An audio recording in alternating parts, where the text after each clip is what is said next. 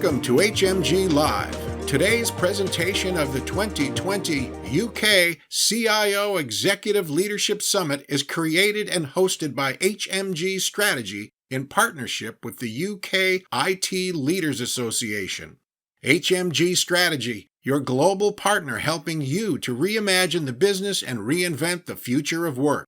Home to the HMG Marketplace, a fast, easy, safe, and efficient way to connect with the right vendors for your technology needs. And my own personal experience with connections actually does start with HMG, where I would attend HMG events for the networking opportunities, the opportunity to learn from my peers. It's one of the ways that I became an effective CIO at KLA Tencor. And it was actually at an HMG event in 2010 that I got connected to the recruiters at Facebook through a CIO here. These types of events and functions are really important, both for people to develop themselves, but also for us to just make our profession more effective, because we can cross-pollinate ideas and help each other innovate by learning from each other's mistakes and each other's successes. And I think HMG probably does this better than anybody. And now, a warm welcome to today's host, Lead Principal and CEO of HMG Strategy, Hunter Muller. Good afternoon. Hey, good afternoon to our friends over in the UK and Pan-European IT leaders. I'm Hunter Muller, Lead Principal at HMG Strategy. My team and I are delighted to be here with you for the 2020 UK CIO Executive Leadership Summit with our dear friends and partners, the UK IT leaders. Graham, you there? I'm here, Hunter. Hi, everybody. Welcome. Great to see you. And you. What a great partnership. Our third event together. Yes, number 3. And 4 more booked for next year, March, June, September, and November. And maybe even an innovation accelerator as an added separate event, highlighting top tech companies that are emerging from around the world. Yeah, I think it's definitely something we're all looking forward to. A kind of a Shark's Tank meets Dragon's Den for super tech startup, for super smart tech businesses that might not be known either side of the Atlantic. That's exactly right. What an agenda, amazing agenda. And wow, we had over 300 registered, Graham. That is awesome. Yeah, delighted, absolutely delighted. We're blessed to have a selection of top CIOs and CXOs from both sides of the Atlantic as our guest speakers. So thank you to all of our guest speakers, and blessed to have top CIOs, CXOs, and tech leaders as our guests as well. So they're all filing in now. Yeah, over 300 registered, and over a third of them joined us already. You know, Graham, I often say it's the best time ever to be in our industry, but I really, really mean this. All of the pandemic brought a lot of bad things to really great people from around the world, but we're so fortunate and blessed, and I'm grateful that I'm in this industry. It's got to be the most exciting time ever to help facilitate, enable, and lead an innovation agenda, reimagining the customer journey, reimagining and reinventing business models, and being a real player in the C-suite, the line of business, and the board. Yeah, I couldn't agree more, Hunter. In amongst all this darkness, lots of light, and great to see some of the light peeping through in the announcements in the last week. So yeah, feeling optimistic about the future. You know, we talk about it a lot here in our summit series in the States. We did 90 summits in the pandemic, 90 digital summits, that is, with a theme around leading courageously, leading passionately, leading authentically, building a world-class team from anywhere, any place, virtual team, right? Hiring people, retaining people in a very turbulent marketplace.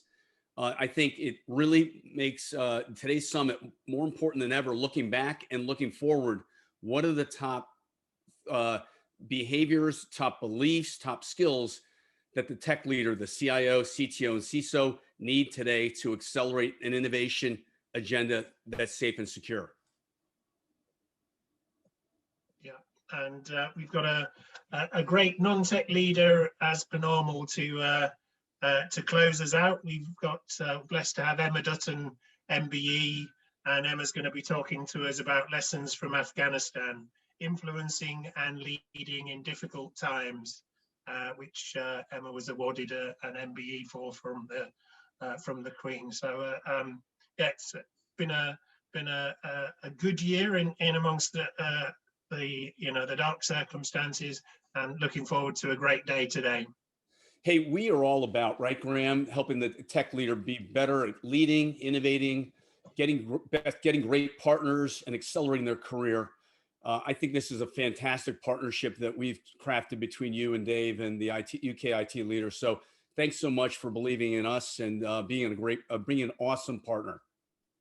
Yeah, we and vice versa. And so we spent, so we've got Dave Jones, who's our chair on, and we've got most of our advisory board who are all CIOs, including some of them we're blessed to have as speakers today. We spent a good 12 months looking for an international partner, and everybody in the network recommended that we should speak to HMG, and I think that happened your side of the pond as well, Hunter. And when we got together and started talking, it was great. It was great that it's all about the IT leaders, the CIOs, the exec leaders, and yeah, similar DNA and similar drivers. So great to be here on the third one, and so looking forward to for next year, and some exciting announcements between us coming out as well around the innovation dens and things. Excellent. Should we just put a little commercial in here on how the IT leaders can help us in the next few months? Happy with that, Hunter? Connecting us with their IT partners that they trust and are doing great work for you. This is an amazing venue for your vendors and partners to get out and meet net new clients.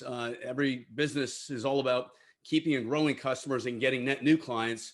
I can't think of a better way in this pandemic than to do it digitally with Graham, Dave, myself, and this summit model into 2021. Why don't we literally just move to the first panel? Graham, we can run that video later. Yep, sounds good. We can tag it on at the end if we get time, Hunter. So I will hand over the con. Welcome everybody. It's great to have you here from both sides of the Atlantic. Let's hand over to our first panel. Excellent. Thanks, Graham. Great job. Thanks, hey, first up, we have leveraging data to reimagine the business and develop radical new business models. This is a real edgy title. And let's see if the panelists can live up to it. I want to welcome the panelists. We have Nick Burton, Richard Entrup, Bill Limond, and Louise Mccarthy. Welcome, folks. Hi. Great to see you. Hey, Louise, let's start with you. I've read over everyone's bio, and you got an interesting background. When you think about this innovation cycle that we're in, this disruption cycle that we're in, what's top of mind for you as it relates to the opportunities for our tech leaders to capture this moment in time? Hi, everybody, and thanks for having me, Hunter and Graham and the rest. It's really exciting to be here, and it's so great to hear so many people on the line. So that must mean the topic's interesting. So thank you. Into the question, well, my background is I've undertaken a number of digital transformations and data transformations, and actually we all call them digital transformations, but you can't have digital without data.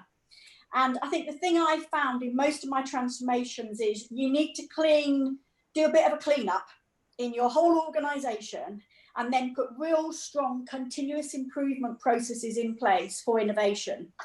And one of the most exciting innovations I've done was about 4 years ago, where we actually built a digital innovation hub.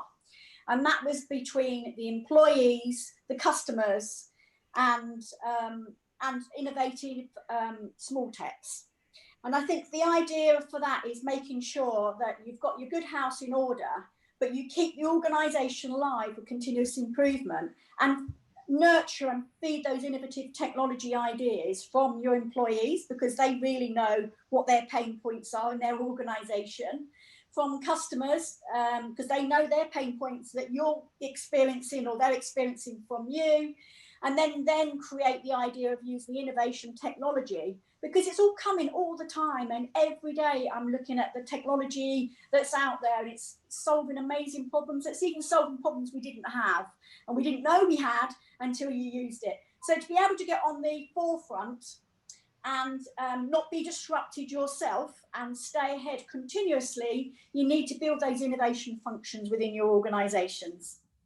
Hey, Louise, they're blockers to delivering really truly a data-driven strategy. And I couldn't agree with you more. Data drives everything. So what are those blockers when you think at a high level and at a lower level? And that's a really good question, Hunter. And it's been my personal pain point as a digital data transformation lead, that you've got some great ideas, you've got an amazing digital and data strategy, which experts have helped you pull together, you've learned from other organizations, but the blockers come from here. It's normally the business case doesn't pay back, it's all too complicated, our data is so dirty, so what's the point of using it?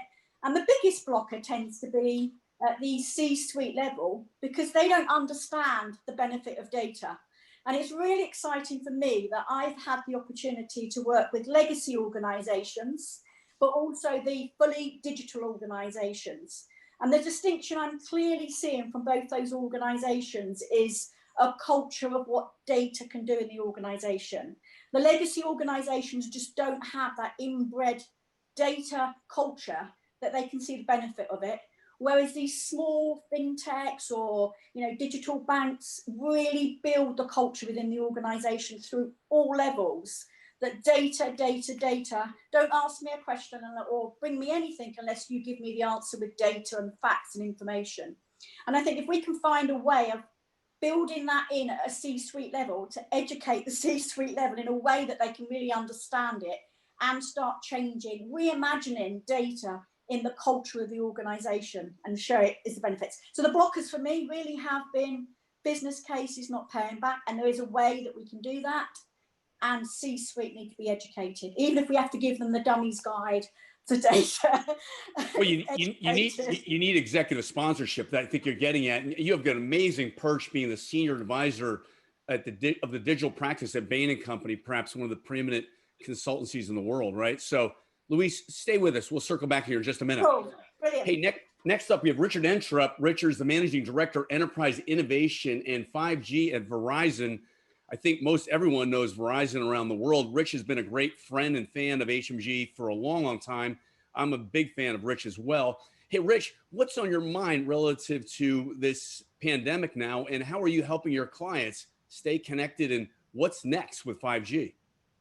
Thanks, Hunter. Great to be here. I think in the theme of data and digital transformation, as Louise mentioned, I do want to hone in on just some key things she said there. Top down for sure. Executive sponsorship from a data strategy perspective is critical to success for sure. Having own data-driven projects. So at Verizon, we're obviously focused on 5G, as if anyone hasn't heard. We are all in on rolling out our technology, not just 5G, but also edge computing and other emerging technologies in support of our clients. I'm on the vendor side, so I'm hearing, I meet with CIOs and boards and analysts quite often. And what I'm hearing from the CIO community right now is that there are a number of key initiatives that are key. First and foremost, I think scalability and performance from an infrastructure perspective is critical to most organizations. Secondly would be cybersecurity. Obviously, as everyone's now shifted from working, throughout the traveling and also at a corporate, now at home, cybersecurity has definitely been thrust at the forefront. Infrastructure, I mentioned scale and performance there, but also digital transformation. What I have found is that those organizations that were much further on down in their digital transformation journey have fared quite well during this pandemic. And those that maybe were behind have fallen even further behind now as a result of that. So I think it's critical now they're in more reactive mode to catch up, since their revenue streams have shifted from physical brick and mortar in some cases to online. So I think it's critical. Digital transformation now more than ever is critical to the survival of many organizations in almost all sectors.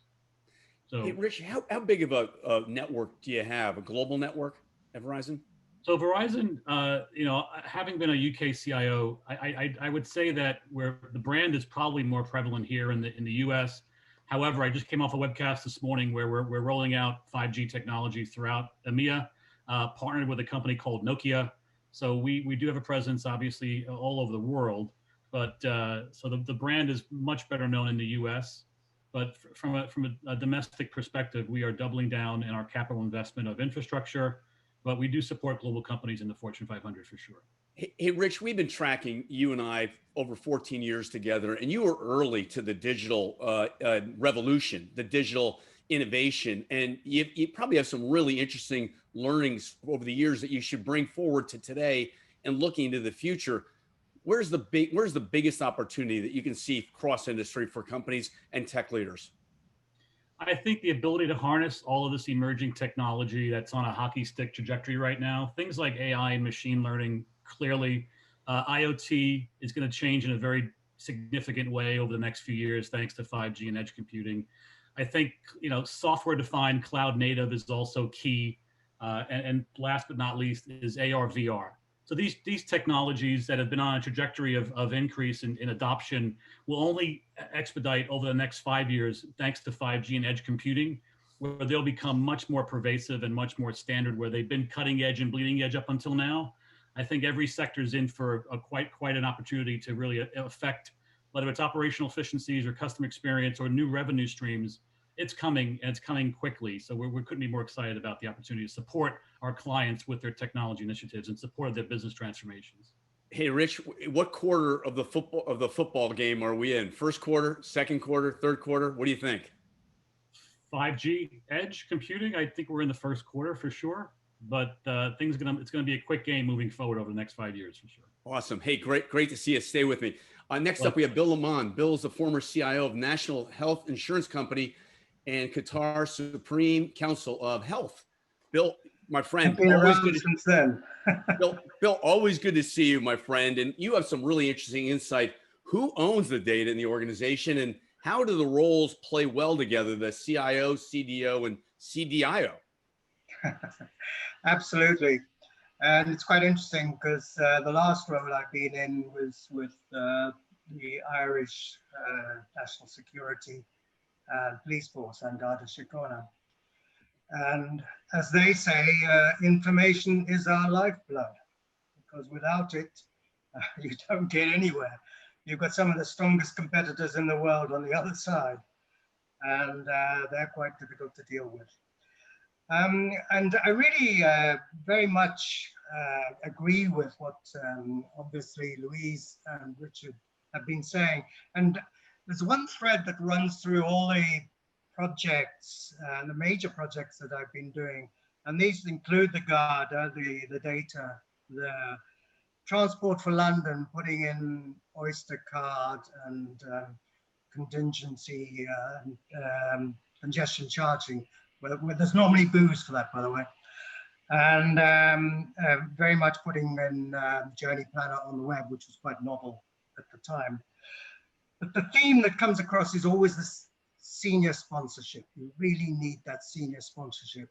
And for that senior sponsorship, you need the credibility.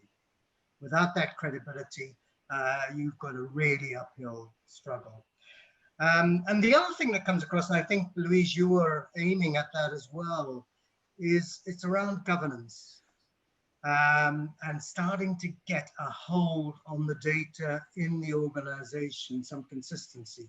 Because what we're talking about is not purely data. What we're talking about is information. Because information, I think this is a Drucker quote, but I'm not sure because I can't find it in Drucker. But he says all that we have to manage is information. And if it's not Drucker, it's me, okay. But data and information, and then the role of the CIO, and that's what's really come to the fore. And the answer is in the name. It's the Chief Information Officer. For me, the role is the same as the CFO having governance over finance in the organization. The CIO has governance over information and data in the organization. And I better shut up now because I've been talking too long. Well, hey, Bill, though, it really comes down to culture, right? Can the Very CIO much. drive a culture of innovation and creativity as it relates to a data strategy, right? Absolutely. Yep. And that enthusiasm, communicating that across the organization, and with that senior sponsorship being able to flood it down through the organization, that's really critical. Great. Brilliant. Stay with us, Bill. I'll be back to you in a minute. Next up, we have Nick Burton. Nick's the Chief Information and Digital Officer, Vice President at Avon International. Hey, Nick, Avon's a company that's near and dear to me in Connecticut. The headquarters in the States, at least, was simply just down the road in New York there for years. Good to see you. Yes, you too. Hi, everyone. You're busy. You're busy. What are you up to? We're driving Yeah. that digital strategy. Yeah, I mean, huge changes have been happening at Avon over the past couple of years, and really accelerated this year, as a response to the COVID situation. So, you'll know that our traditional model relied upon, catalogs that were produced on a typically around monthly basis. That meant that, the product range, the pricing, and so on was being set 3, 4, 5, 6 months ahead. And, clearly coming into a situation like that we faced this year, we've really taken advantage of a lot of the capabilities we put in place to support digitalization of our interaction with the consumer through e-commerce, and enabling our representatives to engage with their customers through digital brochures, social selling, through sharing product recommendations, and so on through social media. So I guess from a kind of data point of view, my key reflection is it's the tempo that has increased dramatically this year. So we are really using our data to make decisions on a daily basis. I mean, particularly in the heat of COVID back in, March, April, May time, when, actually we didn't know how customers were going to respond. We didn't know what they now needed. Having great curiosity to look on a daily basis. What are the trends that we can see? What sort of content is resonating with consumers when our representatives share it through social media? What sort of messaging is landing particularly well? And then very rapidly sharing that best practice across the organisation was really key to the way that we responded. And so we started creating things like digital brochures that we would be refreshing on a weekly basis rather than a monthly basis. We started introducing different offers and promotions targeted at different segments of our customer base based on the behavior that we were seeing. So that kind of use of data was really at the heart of the way that we responded. And I think we would have really struggled if we didn't have the intensity of focus and the real curiosity into what it was telling us. Well, hey, Nick, you highlighted something I'm really dialed into and very keen about. Every CEO really needs not only an internal data strategy and go to market, but that external social layer dialed in as well. If we learned anything, did you guys hear there was we have some news in the States? There was a little election, a new president over here. Did you hear that the social media played an important role in helping us all figure it all out? No, just kidding. But it's the power of social media really impacts brand and influences brand.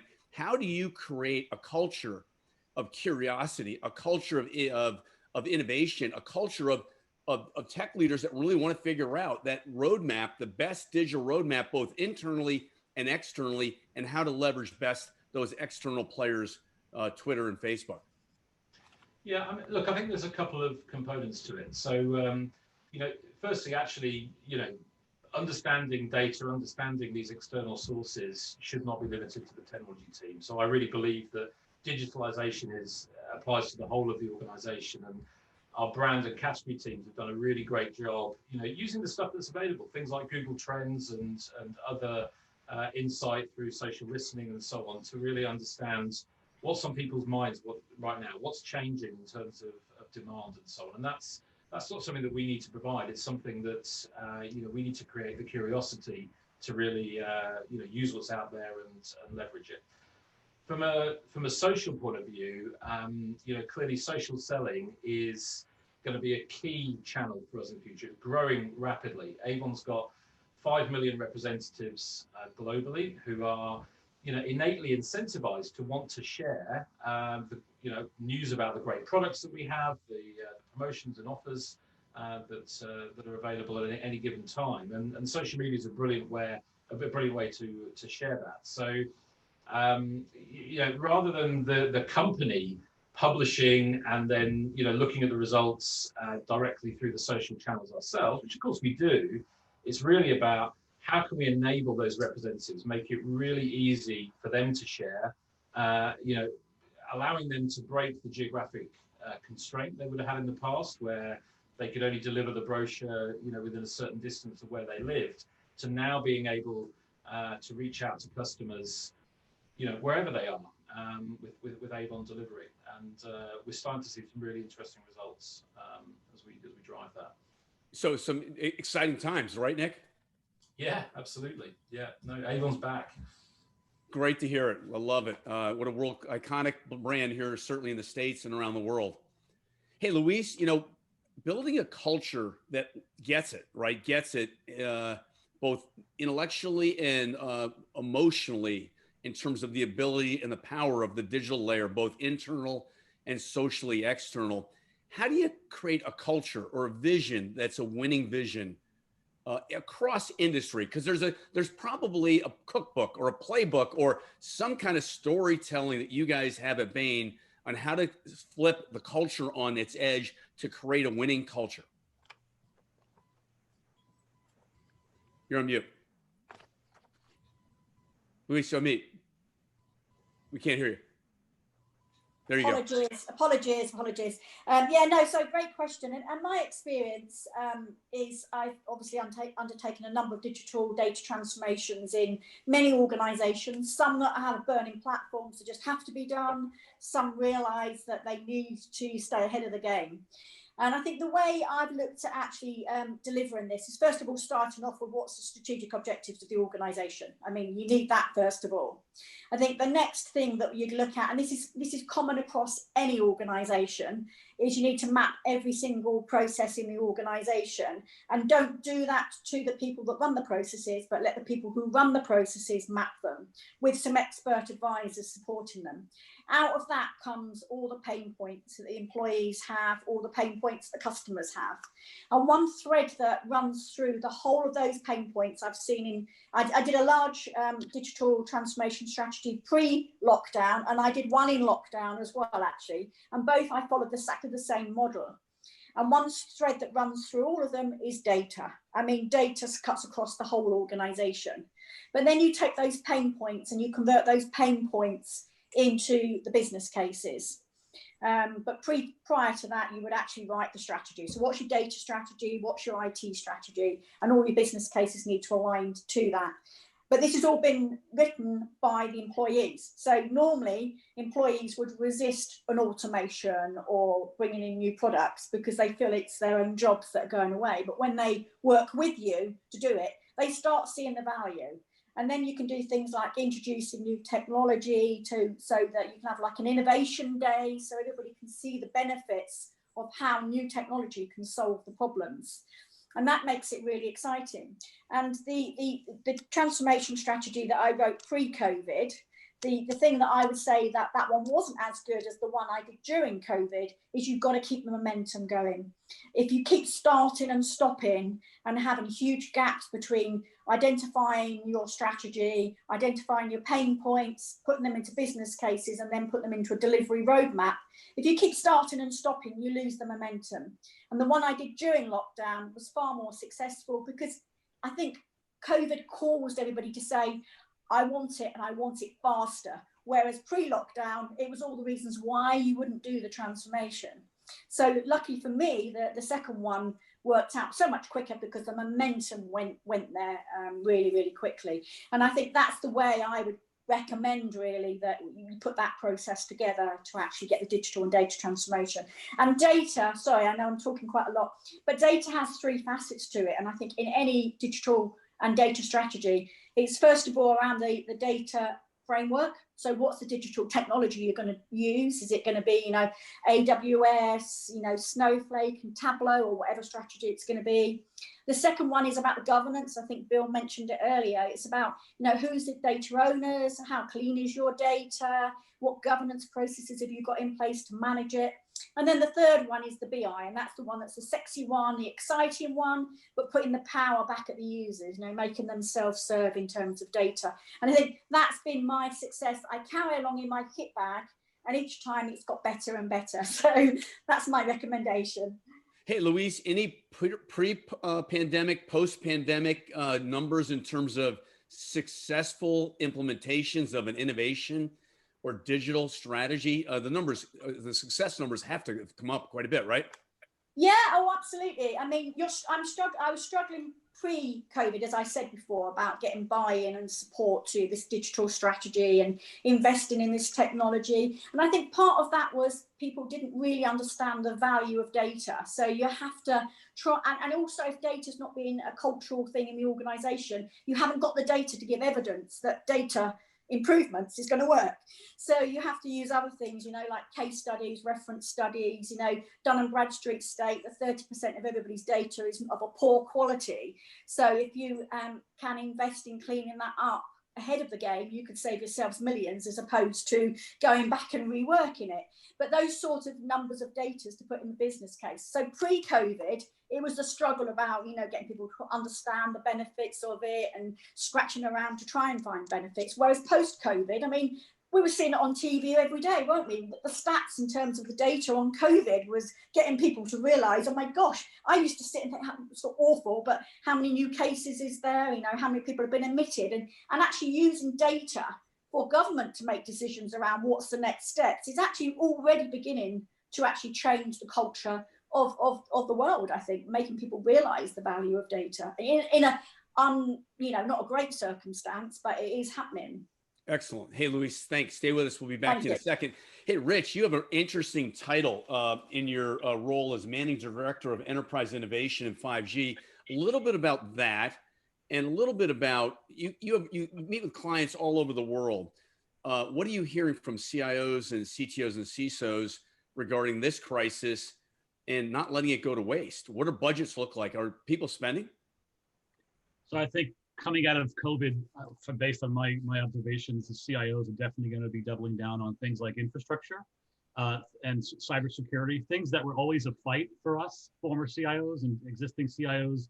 I think trying to make business cases for cybersecurity and getting an A grade in compliance and things like that were a tough sell to the board and CXO suite. Now it's a bit easier now, since you need the infrastructure. It's right now, infrastructure has become at the forefront of opportunity for companies to truly remain competitive and to gain operating efficiency. So it's not just about data centers and plumbing anymore, for sure. So I think cyber, I think scalability and performance, and also, as I mentioned earlier, digital transformation budgets. Again, those companies that were already further down that journey have done quite well. But now those that weren't perhaps need to catch up for sure. So that's I think answers your second question. The first question was a little bit about the role. So I'm in a kind of an internal evangelist group. Myself and my team, my boss is actually a former CIO as well of Fortune 500 companies. So we bring a very different perspective when we're meeting with clients. We're talking about, you know, 5G edge computing and all of these emerging technologies and what they mean to each respective business in all sectors. So we're kind of a little bit of evangelists. We interface with the product teams to give them feedback on what clients are looking for in these products. We also interface, obviously, and support the sales organization quite closely. So I spend most of my time meeting with having those senior meetings with clients, now albeit virtually, to help them understand the Verizon story. So we're much more than a telco company, right? It's not just wireline and wireline services. Verizon Media Group is a trove of technology around data. I mean, you know, the former Yahoo AOL, but also the Riot Studios team creating digitally immersive content. So we're marrying all of these different value propositions up into a Verizon story. So it's much more than telco and infrastructure, for sure. Hey, Rich, how big of a deal is 5G now?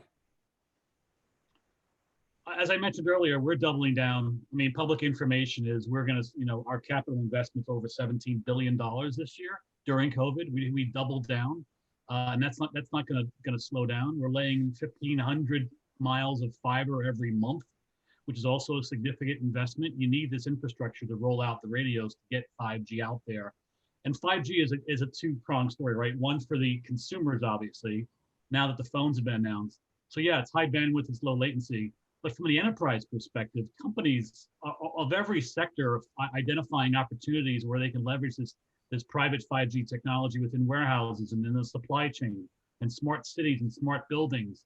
As IoT devices become much more pervasive and not just phones and cameras, but everything is internet connected, all that data coming in, and then everything getting more predictive and more precise, things like autonomous mobility and drones and cars talking to each other. All of this is going to, and 5G is going to enable all this great technology. Awesome. Great stuff, Rich. Great to see you. Thanks for coming on the summit today. Hey, Bill, over to you now. When you think about ensuring data quality, that's a big job.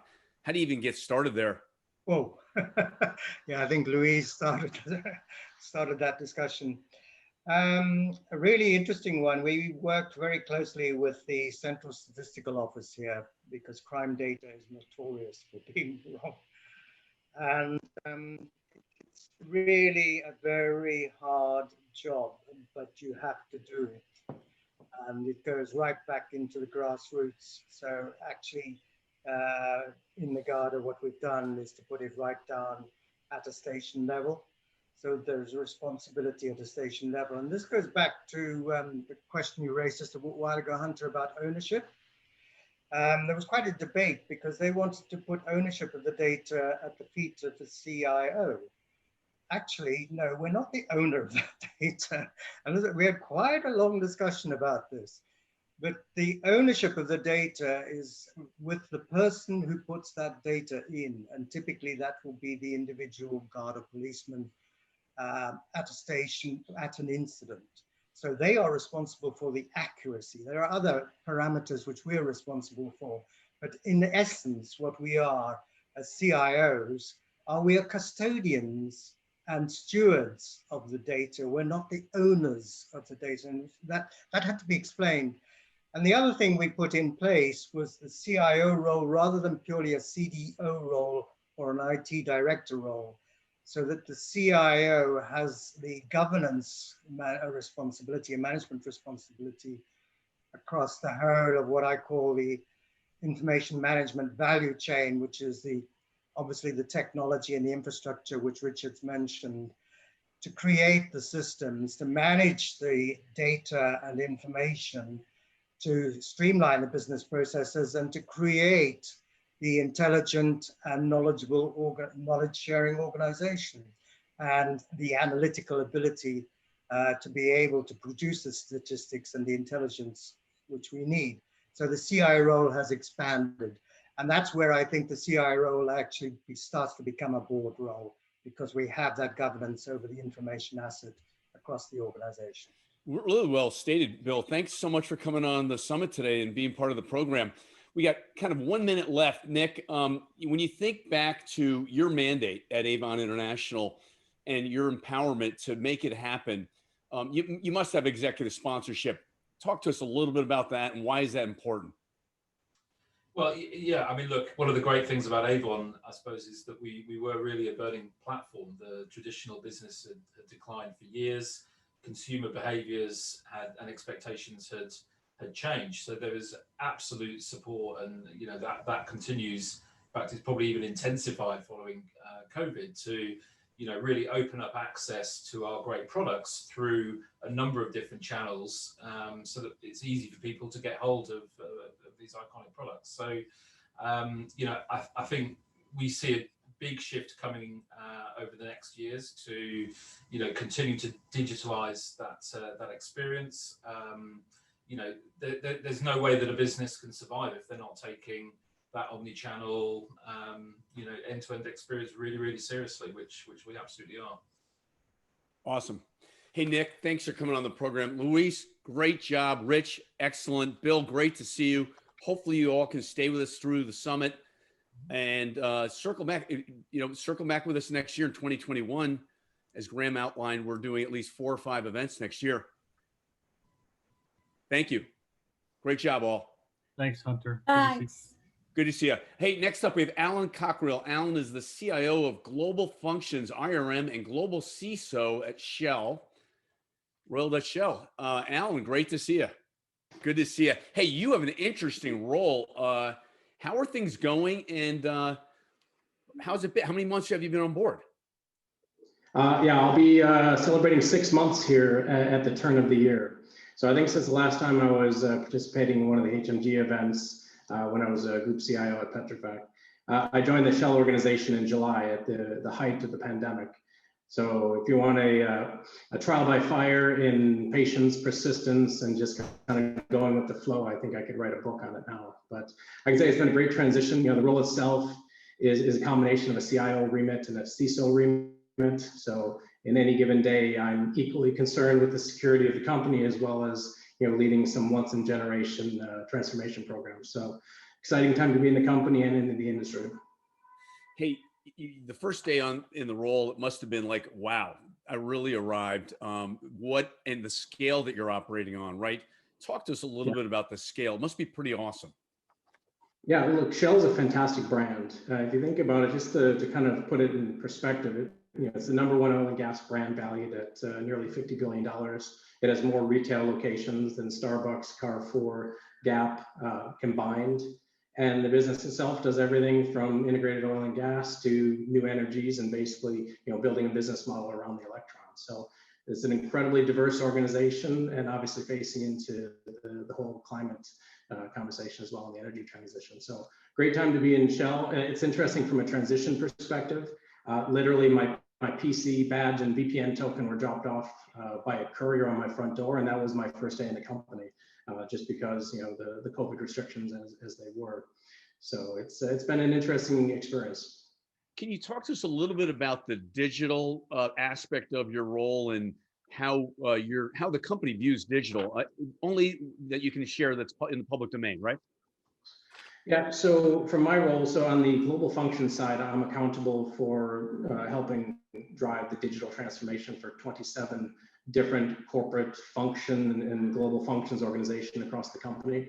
So that's everything from a once in a generation transformation of ERP to centralized digital finance to a brand new implementation of modern HR management platforms. So the challenges are very different. I think the one unifying point is that every single one of these functions are trying to embrace cutting edge technology. They're taking a hard look at data, as I think was very well reviewed in the previous section.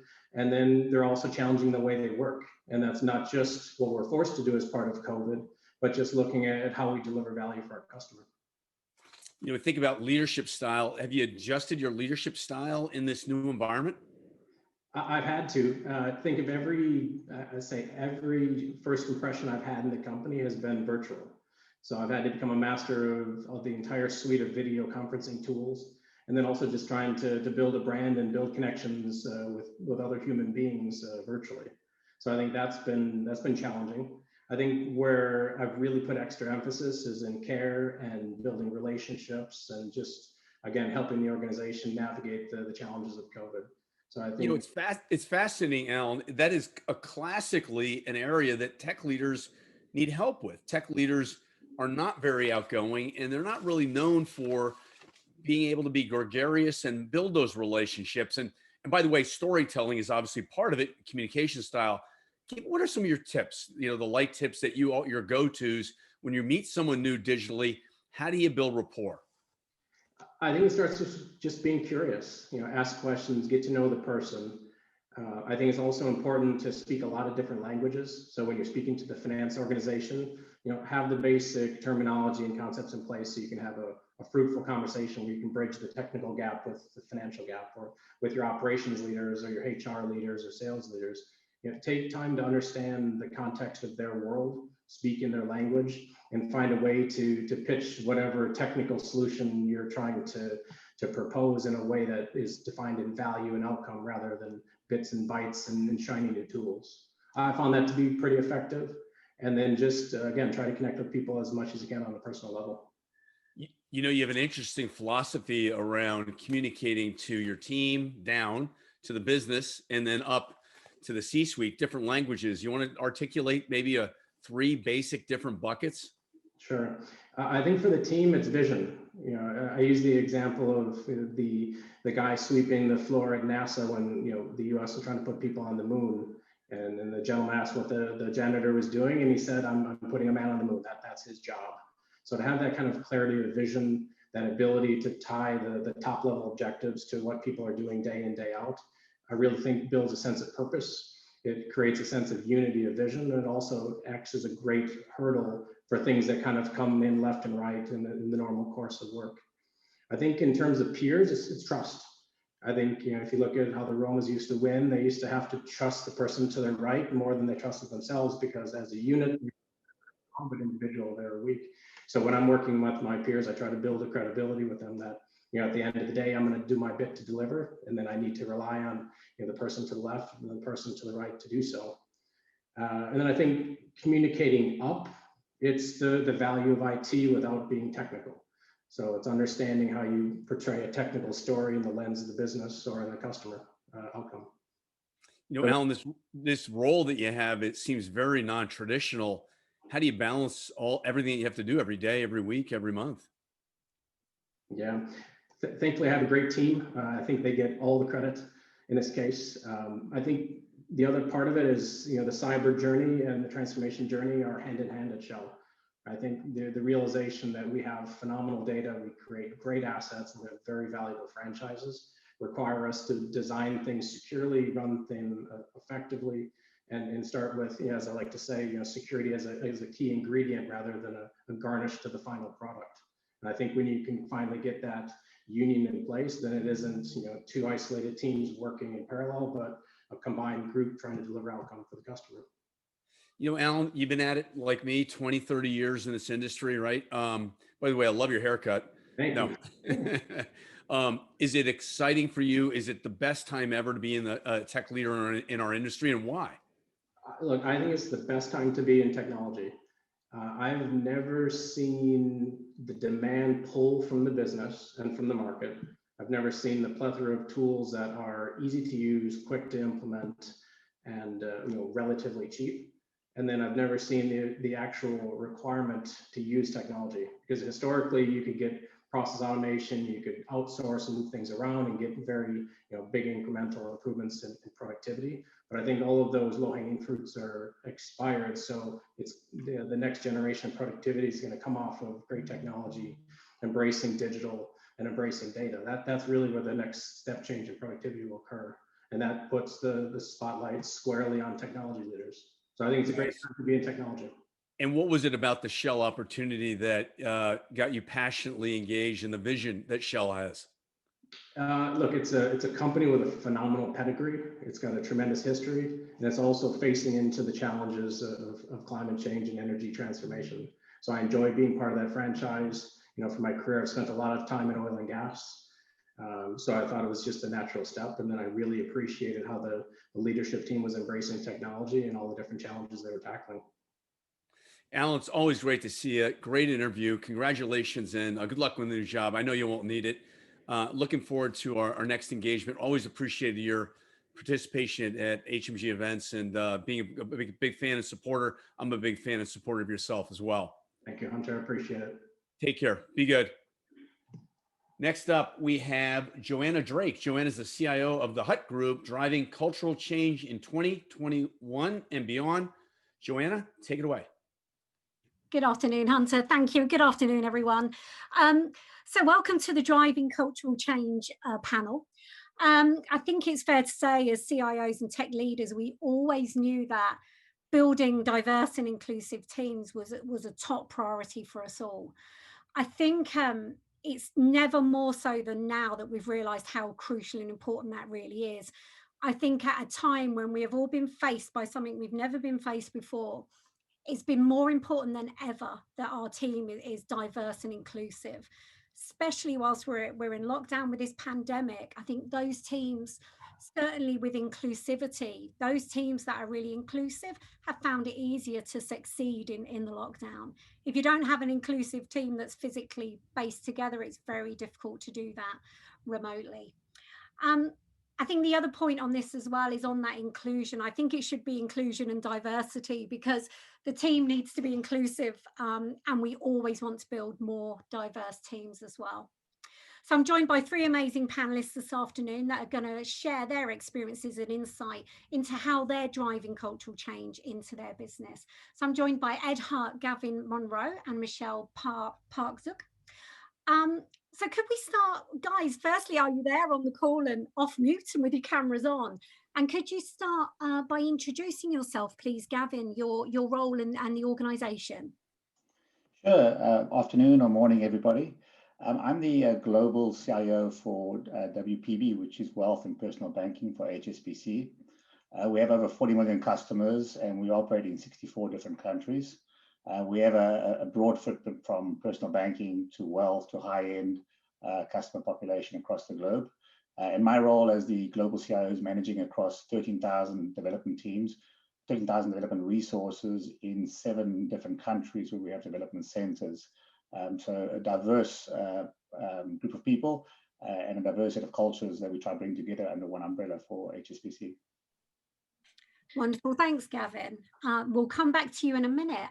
Ed, please, could you introduce yourself, please? Sure. I'm Ed Hutt. I'm the group CTO for Impellam PLC, which is a UK AIM-listed company with the 6th biggest staffing group in the world. And my brief when I joined last year was, could I digitally transform the business? Amazing, thanks, Ed, and back to you in a second. And welcome, Michelle. Please, could you introduce yourself? Hi there, Joe. Nice to meet you. So I am the head of the People, Organisation and Culture function, working for the Avon CEO. So I work alongside Nick. I feel slightly in awe that I'm a non-tech invitee to this program, and the only other non-tech invitee I think has an MBE, so I'm not sure I shall step up to the standards of Emma, but yeah, head up the people function for Avon, and as Nick's described, we have a huge transformational change agenda ahead of us, and we have recently been acquired by Natura & Co as of January this year, and a part of the Natura & Co group alongside the Body Shop, Aesop skincare brand, and the Natura brand in Brazil. Amazing, thanks, Michelle, lovely to meet you. So Gavin, coming back to you then, so it was headlined in HSBC's Q3 results that technology is the key strategic driver for the future of the bank. Why does HSBC technology need to transform to deliver what is required for the HSBC future bank? What's the desired end state? Yeah, so COVID has accelerated the digital adoption and the customer needs and the customer's expectations. And we as a bank, we know we're big, we know we've got a lot of bureaucracy and inefficiency, and it's difficult to get stuff done, and it's overcomplicated. So for us to deliver on those customer expectations and to deliver on that digital transformation, we have to transform. What got us here today won't get us there tomorrow. We have to stop thinking like a traditional bank, and we have to move towards a digital end-to-end with a customer focus. And we haven't always put the customer first, and I think that's evident by some of the digital competitors in the space. So for us to be competitive, for us to drive that agenda forward, we need to do an agile transformation or DevOps. And agile is not new; it's been around for a while. We're just going to apply it to HSBC in a unique way. And what I mean by that is we'll create our own methodology. Because we have a unique footprint, we have incorporated our global footprint. Like I mentioned, we operate in 60 different countries and we have development centers in 7 different countries. So we want to bring that inherent cultural diversity to our global footprint and our transformation. At the core, this is a cultural transformation. You know, we can apply tools, we can apply different methodologies, but at the end of the day, it's a cultural transformation, and we want to focus on unwinding that legacy muscle memory and basically transforming the organization in partnership with the business, and bringing transparency and putting the customer first and driving that single view of accountability around the customer objectives. Amazing. That is a huge amount of staff in many, many locations with their own cultures as well. How are you supporting people through that transformation and into that new future of work and way of working? Yeah, it's a good question. One thing we know it's going to be different. We are transforming the organization in what we're calling the ways of working. And we know post-COVID, it's going to be different. What we've learned through this COVID transformation is, we've basically enabled 200,000 employees to work from home. We also know that the stress in the organization to do that is not a healthy long-term environment. So one thing we've learned from this is we've got to take into consideration the work-life balance. We also know that we don't need to be in the office 5 days a week, but we also know the vulnerabilities and stress of working remotely is evident. And we know the need for social networking in the groups. So we don't exactly know what the end state will look like, but we do know it will be different. We do know we have to take into consideration the people. HSBC's got a strong agenda around putting people first. That has allowed the people to feel comfortable with this transformation.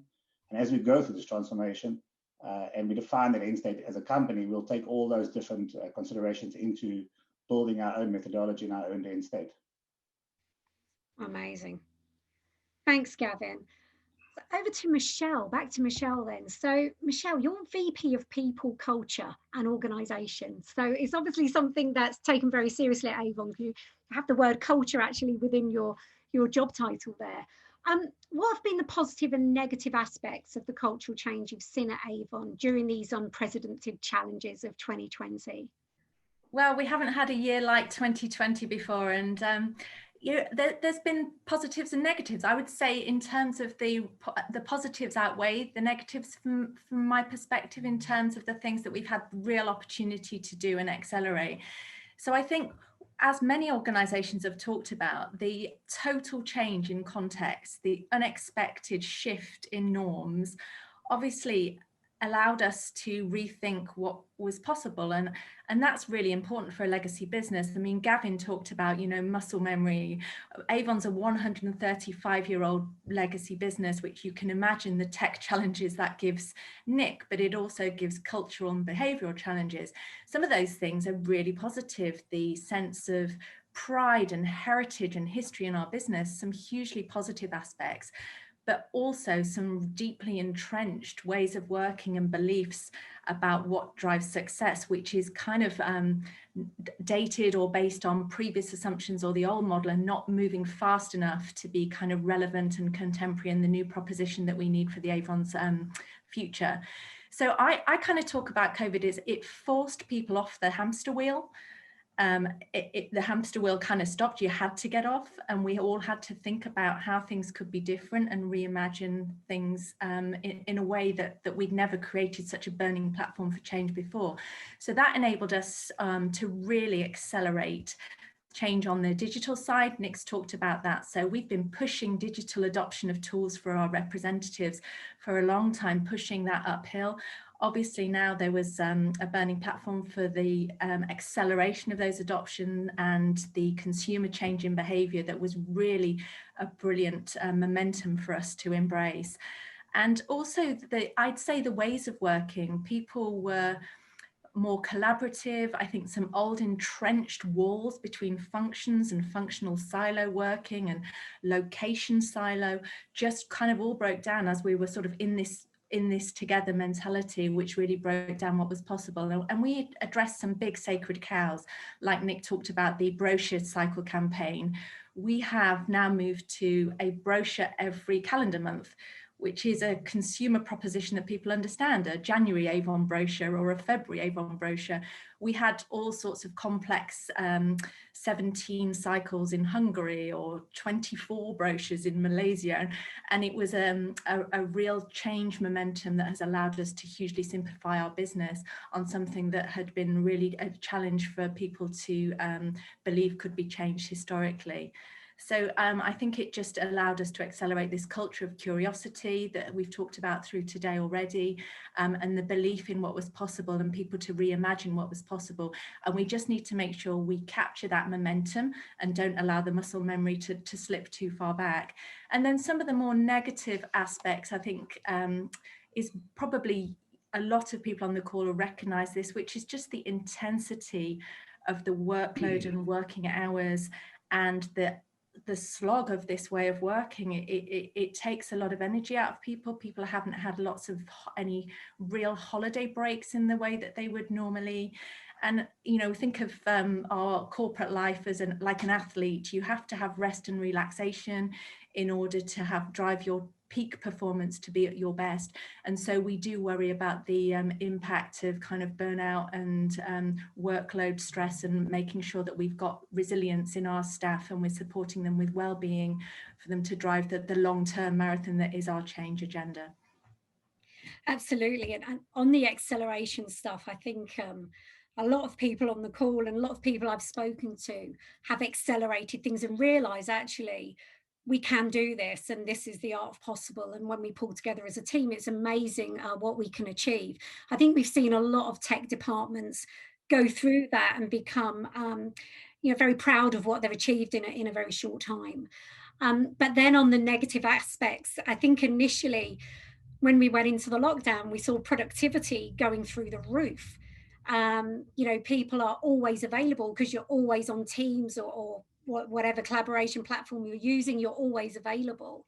But I think that worry and concern about mental health and support and making sure that we're providing that for people is really important. And I know at THG, one of the things we really try to drive is that we speak to people all over the business every single day, probably more than a lot of the other departments. So it's really important to look out for each other, not just in our own teams, but working with other people across the business and recognizing if people are under stress or struggling, asking if they're okay, and signposting people to where they can get help and support, particularly with mental health support issues. Great, thanks, Michelle. So what do you see as the most important element of culture change needed to drive the transformation at Avon? So you touched on it, Joanna, at the start, actually. It's about inclusive leadership.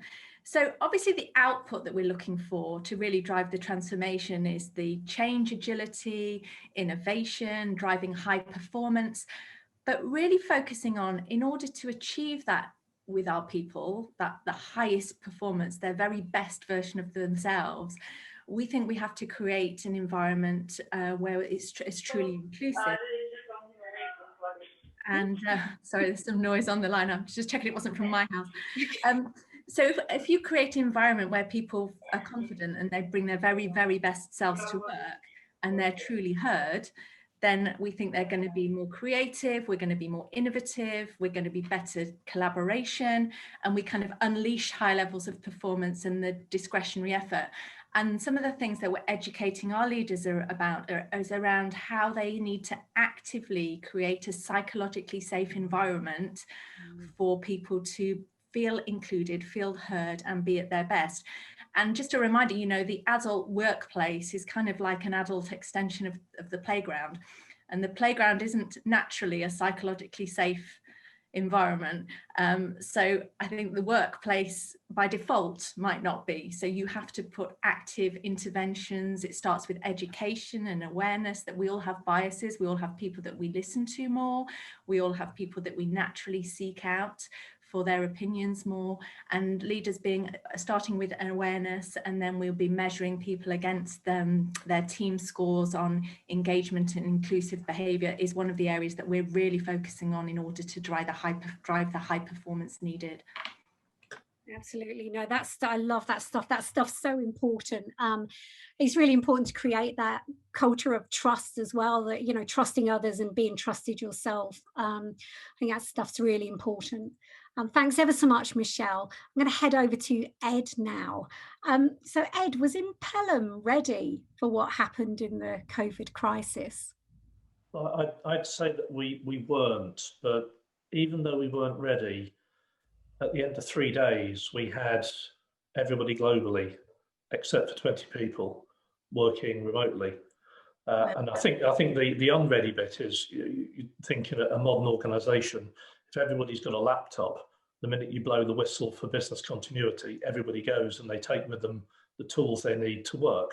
Whereas many of our staff, because of the nature of the business, worked off devices that were tied to a desk. So we had this very strange picture, and you sort of have to hold it in your mind. The day the Prime Minister said everybody out, as people were heading home on the tube or on the bus or however they went home, they've all got a screen under one arm and a computer under the other. And I know that we're getting lots of funny comments about, is that, you know, the modern definition of mobility? And so, you know, we as an organisation were completely unprepared for that. But 3 days in, we were ready to go again, and we've stayed like that. And that's now started to drive a lot of our strategic thinking and operational business models about a completely different way of working.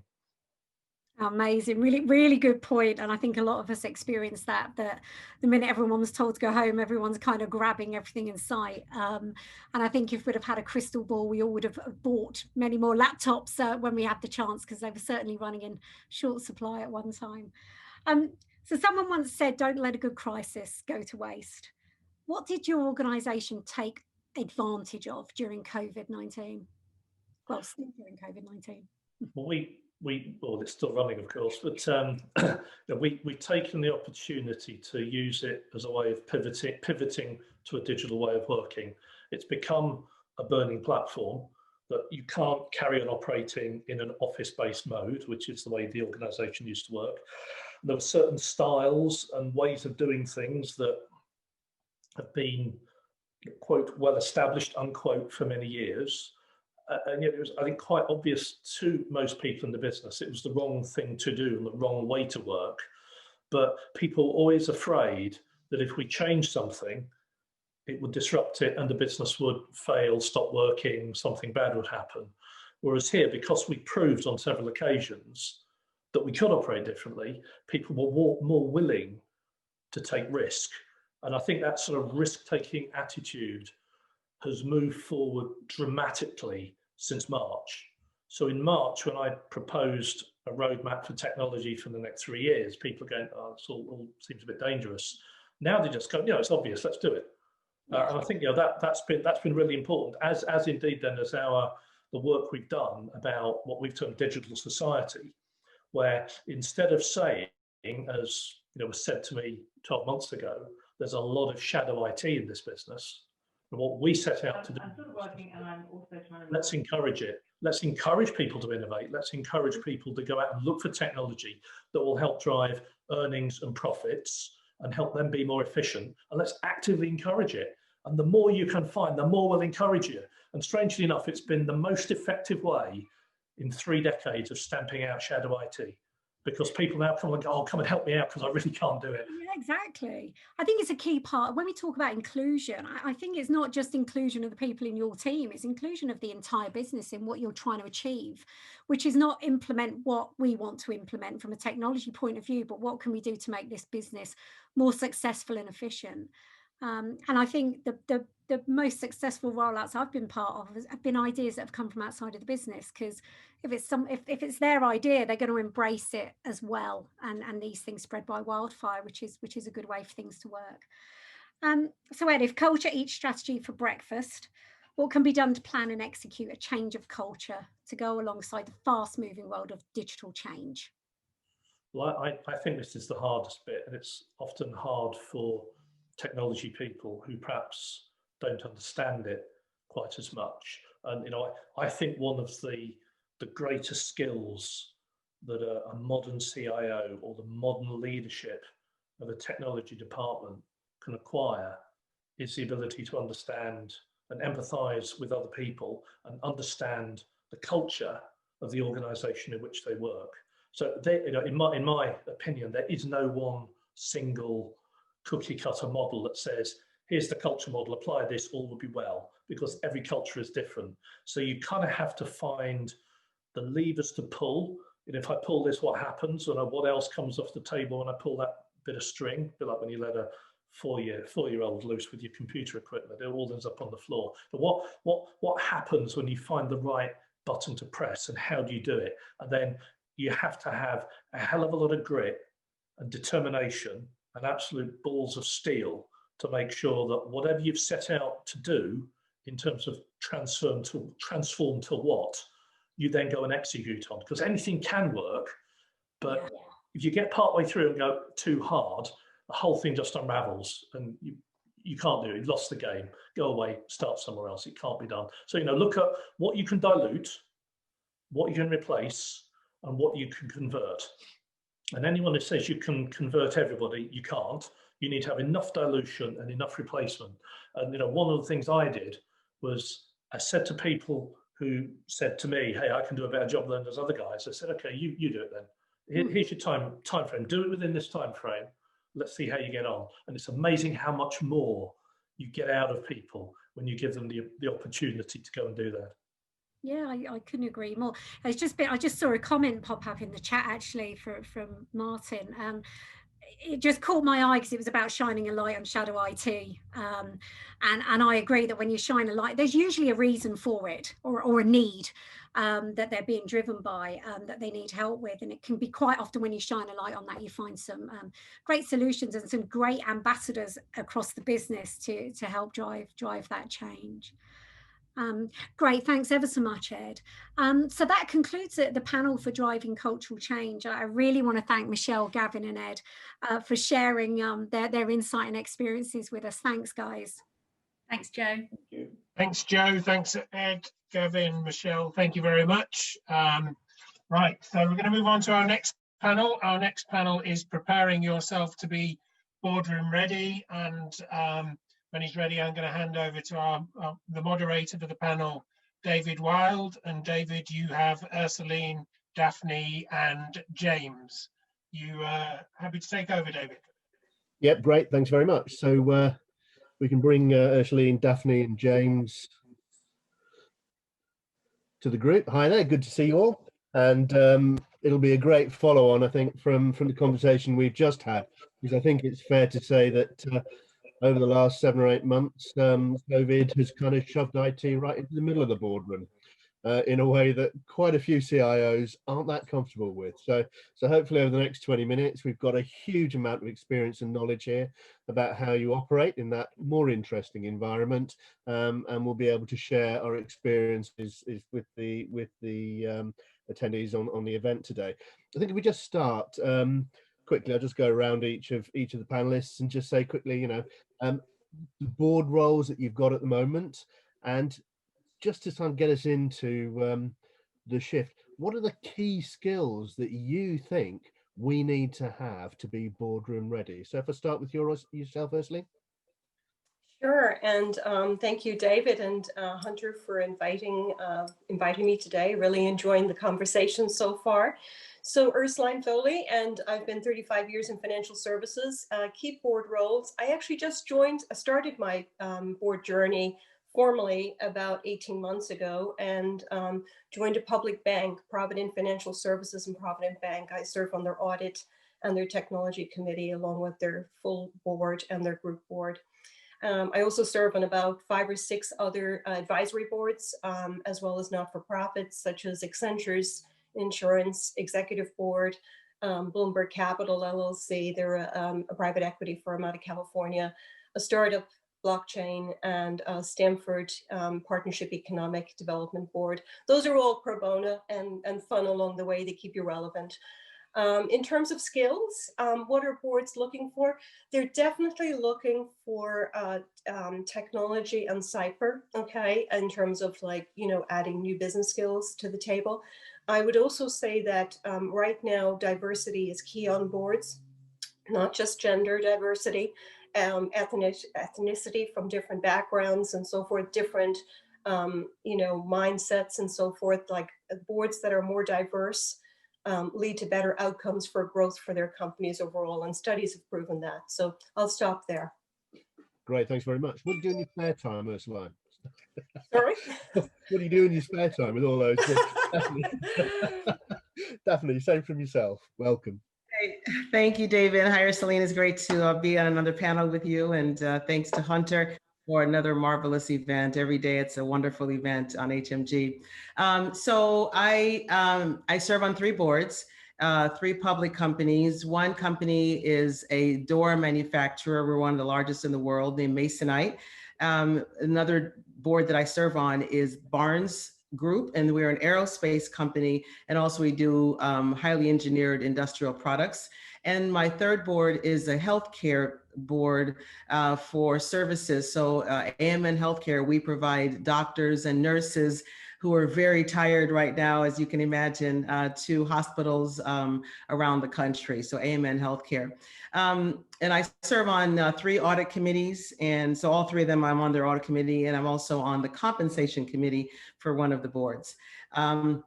And so when I think about skills, you know, I think there's a mindset and there's a skill set, or I'll call your superpower. So there's a mindset that you have to first have, and it's having a C-suite business experience, financial acumen. You've got to be a strategic thinker. You got to be thoughtful. You got to see beyond the presentation and be able to look at implications, look at patterns, look at possibilities. And you have to be the kind of leader that engages and adds value, whether it be to be a keynote speaker at one of their events or to talk to the CEO after the board meeting to give some perspective. So I think there's a mindset that you have to have there. And then there's your superpower. So the skills, obviously technology, but it depends on really what the board is looking for. If the board is looking to go public, your superpower may be that you know how to do IPOs. If you are the kind of company that has a desire to not grow as organically as they could, but maybe do M&A, you might be an M&A person. So absolutely technology, cyber, digital, AI is really key, but you don't have to only have that as your superpower in order to be on a board. And certainly my superpower is there, but I know marketing, you know, really well. So it just all depends. But the board has a matrix that they look at and says, where are their gaps, and looks at where their strategy is trying to take them. And then they put those 2 together. Again, I think, you know, as I started, a lot of CIOs have probably been put in a board position that they've been quite unfamiliar with until recent months. And we've seen that whole kind of bow wave of demand, interest, panic, and everything else that's come through. And of course, people recognizing, I think, much more explicitly the role and the importance of technology in the overall kind of board direction. So it'd be good just to pick up on, so taking people out from, you know, in the shadows and putting them in front of the board. It'd be good to hear from yourself, first of all, Leslie. How do you prepare for that? What is it you need to do to kind of pitch and make sure that you actually get to come back again? That's a great question. I think, you know, when you're preparing for a board, even if you're just in, you know, a C-suite role, which is a very important role, and preparing your pitch, it is all about the preparation and making sure that your messages are succinct. Like, what are the, you know, top 3 things that you want to, you know, leave the board with? What are the top 3 messages? What do they need to hear? And you can always, you know, provide just a very short, you know, 1 or 2 pager executive summary, and make sure that it's an executive summary. You know, as technologists, our strength is that we enjoy details. However, when you go into the boardroom, you know, it's really about summarizing that and just giving them what they need to hear. A very successful CEO in reinsurance once said to me, Urs, it's not about, you know, telling me how you built the watch. Tell me the time. And I give that little message to everybody, and I keep reminding myself as well, you know, but it's about really, you know, sharpen your message, you know, even prepare with some friendly people beforehand on how you're pitching it. Be very succinct and just don't take them into the weeds. Okay, that's very, very important. Yeah, and a number of conversations I've had with board people in the past around digital's not an end, it's the means, and how you're going to work it through. We all know that story. Yeah, Daphne, over to yourself. Yeah, and stay there. Yeah, Ursuline is obviously really right on there. It's about making it complex simple. Digital and IT and infrastructure and cloud and endpoint security, all those things are complicated enough. So how do you make them simple? And how do you talk about it in terms of business? So I think boards really care about at least 3 things: performance of the business, they care about strategy, and they care about risk. So as you can talk about, you know, performance of the business, how will the investment in IT or how will this solution help drive better financial performance or business operations efficiency? or how will it help, attract and curate great talent? Performance is going to be key. The strategy, how does what the IT leader is doing, helping to make sure that the strategy is really going to be realized for the business? And how will what we're doing from an IT standpoint help reduce or mitigate and make visible the risks that are upon us, whether they be cyber risk, brand risk, or what have you? So keeping it simple, putting it in business terms, and focus on performance, strategy, and risk. That's really important. Can I just add to that, David? I think Daphne did an amazing job there, and it just reminded me of something. I think that, any strong senior technology person on the C-suite side, you need to understand the balance sheet and the income statement. Okay, and you really need to understand how the business flows for your industry. Okay, for your company, you need to understand its strengths and you need to understand its weaknesses. And I think that's really, when you're trying to convey, then what does technology mean to your business? If you're trying to make a pitch for more funding, or you're trying to make a case because there's a risk in a particular area, you want more funding, it's really important to tie that technology ask to the balance sheet, the income statement, and also to what does it mean in terms of the business flow, what will happen, what won't happen if this is not done. So, really keeping it simple, but in business terms that they understand in their business. Yeah, and just picking up on the other piece I'm really keen on picking up on is the diversity piece in breadth and depth, and it's not just about balance, but actually what is it we can bring out, and technology as part of that flavour. So I'd be interested in hearing Daphne from yourself, and also from yourself, Ursuline, on how do we bring that to life? How does that make a material impact into the organisation? How do we align technology into that mix? David, just to sound really pathetic, I just wanted to let you know I am back. Sorry. So right. That's not me being a meme. I just know you deliberately cut me off just before I was about to speak. So I just thought I'd mention that. So I'll give you a shot in a minute, James. Daphne, did you catch all that? No, I didn't. So I'm sorry. Say that again. Right, I was just going to say how we bring together technology and diversity into the board. How is it we position ourselves to actually start really driving the value out of both of those things? Yeah, so I think it's really innovation. It all amounts to that. And you go to wherever you can. There was a movie that I saw called The Vantage Point. And in the movie, The Vantage Point, there was an attempt to assassinate the president of the United States. And different people saw it from wherever they happened to be in this big plaza.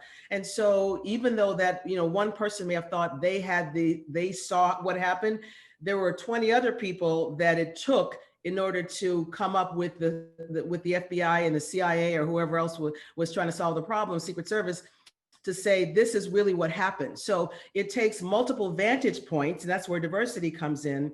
And that's where data comes in from a technology standpoint. Data gives you multiple vantage points from sales, from marketing, from supply chain. Diversity gives you multiple vantage points from people who have different experiences, who look differently, who sound differently, who have been to different schools, et cetera. And so when you look at the fact that a vantage point is important, then you can start to bring that in, and that drives innovation. Things that you didn't think you saw, you didn't see before, didn't know before. It drives an ability to create new things for the market. Excellent, thanks. So James, we'll bring you back in now, and I'll come back round to yourself, Ursuline, on that particular point. So James, you want to give us a quick heads up, then your kind of role and experience. I've been on here for an hour and a half, and it's been perfect. And literally the second before I was due to speak, it went. It's unbelievable. There you go. Where's the person talking about 5G? Where are they? Right. Yeah, exactly. So I'm on, I suppose, 3 boards at the moment, as by way of introduction. So CEO of a business that I set up about 4 years ago, and we're now a listed business. In fact, we celebrated our being 100 million market cap yesterday, which was quite an achievement. So that's been quite a high-paced board thing, from startup to PLC. Yep.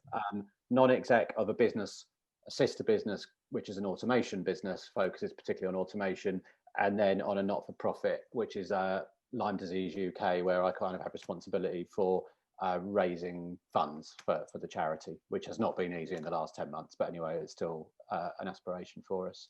So quite a few different views. I think Daphne and Ursuline have done such a great job. Something that really resounded with me though was around that skill set and mindset point. I think Daphne made it, because I was kind of thinking I don't always feel that I performed that well on boards, and I've been on quite a few different ones, so I might not be the best person to ask about this, but it might be learning from what hasn't worked. But the reason is this kind of shift from a tangible to an intangible economy, and the fact that boards are still largely set up to deal with a kind of industrial age economy, where most of the focus is on kind of like an asset mindset, factories, offices, assets. Even the way technology is discussed quite often is in that mindset. And obviously we know that all the big growth businesses these days have huge value in their software, in their brand, in their talent, in their partnerships. And I think as a CIO on the board, the really hard thing is you have to be able to play both sides. So you've got to build credibility, to Ursuline's point, through understanding the P&L, the commercials, the growth, the kind of back to that sort of more 20th century mindset. But then they're going to look to you as well as the person that knows about the value that's locked up in all those softer things. And I think playing both sides is quite difficult, and I've not always managed to cross that chasm very well, I think. Yeah, and actually that's a nice segue into my next question was going to be about, right, what is the difference between being on a senior leadership team and actually being on a board? And you've kind of given us a little bit there, James. Ursuline, your thoughts about building on that. What is the big difference between the two? Yeah, the difference really is when you're on a board, you're not in an operational role. You're not responsible for running the operations. You're not responsible for the implementation. Your job is to really listen, observe, and be curious. I heard a number of the CIOs say that earlier on. Be curious, ask very interesting questions, like open-ended questions. And it's asking those questions in a way that doesn't intimidate your audience, because you don't want to create a conflict in the room or a tense moment in the room. You're really looking for more information, but more information in a good way, in order to round out your thinking. So, and it's not really around asking, sitting in a boardroom and feeling like, well, I haven't spoken, therefore I must ask a question. It's okay to be quiet, you're listening. And to anybody that's been to the boardroom and has done their pitch and felt like they didn't know if it went well or not because they didn't get a question, that's okay. You probably did fine. Okay, you made your point.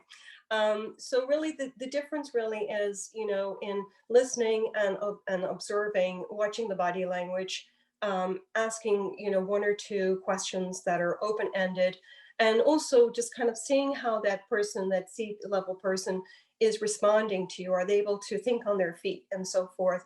Are they the right leader in that role? Because you're kind of putting a lot, you might be there as the technology expert and a member of the audit committee. So you're looking for controls and whether, the technology is working and all that. But you're also looking at, is this the right person to be the successor for that other role you heard about from the nominating and governance committee? So you're trying to bring the holistic company together.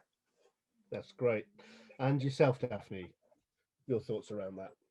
Sure. Yeah, I think the boards, we do three things. We lead, we partner, or we stay the hell out of the way. And so, as Ursuline has just mentioned, we stay out of the way as it relates to operating. We don't turn the knobs and check the temperatures per se and do things like that. We lead on things like CEO succession. The management team won't do that. We help lead on the executive compensation architecture. How should executives get paid in the company? And we also ensure that there is appropriate fiscal or internal control. So we do that as our leading thing. But we partner with the management team on things like capital allocation. Where are we going to spend the money, right? M&A. We partner on risks, appetite, and we partner on the strategy. And we are, actually, we report to the shareholders, and we also, and the SLT does not, they report to the CEO. We report to the shareholders, and we are under scrutiny by watchdog groups like Glass Lewis and ISS. And so the SLT is not under that kind of a scrutiny. Their job is to run the business and deliver amazing results and outcomes, and with the resources that they have been afforded, the scarce resources most often that people are afforded. So that's what I would say is the distinction. Yeah, and the really strong one that stands out for me when you're on the board, personal accountability. the buck really does stop with board members. End of. Yeah, and never underestimate the importance of that, and the sense of liability and responsibility we have on the back of that. Kind of makes you think when making those decisions. We've got just a couple of minutes left to do the last thing. One last question for each of you, just to pick up on: are technologists, are they really essential to the board, and why? So James. Why? Well, yes is the answer to that, definitely. And why? Well, a part of it, I was thinking about this earlier, is in terms of CIO roles being on the board, which is becoming more prevalent but wasn't in the past. I think people have learned the limitations of digital transformation when you don't tackle the legacy and the depth of kind of technology debt that sits within an organization. So I think there was a period when other execs got frustrated and perhaps hoped by appointing a chief digital officer or kind of some other role, they may be able to almost sidestep what has to be done to kind of fix the plumbing. And, I say to people at the moment, without well orchestrated public cloud, there is no AI. Without good data, there is no AI. So you can talk about it as much as you want, but until you deal with that 30-year-old mainframe and then all the other bits of modern data that you kind of want to pull together over that, you're going to get hit by the law of physics. So I actually think that it's kind of more compelling than it's ever been to have a technologist at board level. But I also think there needs to be a mindset shift amongst the entire board community, to my point about the tangible versus intangible economy. So if you appoint a CIO to the board just to smash them around the face around their spending on a capital program around technology, you're managing them like a factory, like an asset. You've also got to get all that untapped and that difficult to measure value from a CIO. So, it's not just putting someone on the board, then the whole of the board has to kind of modify how they behave as well to get the most out of it. Yeah, it's really good. And I saw you shaking your head, Ursuline. Your thoughts on that one? Yeah, absolutely. I think more than ever before, COVID has proven that technology is the enabler for any business.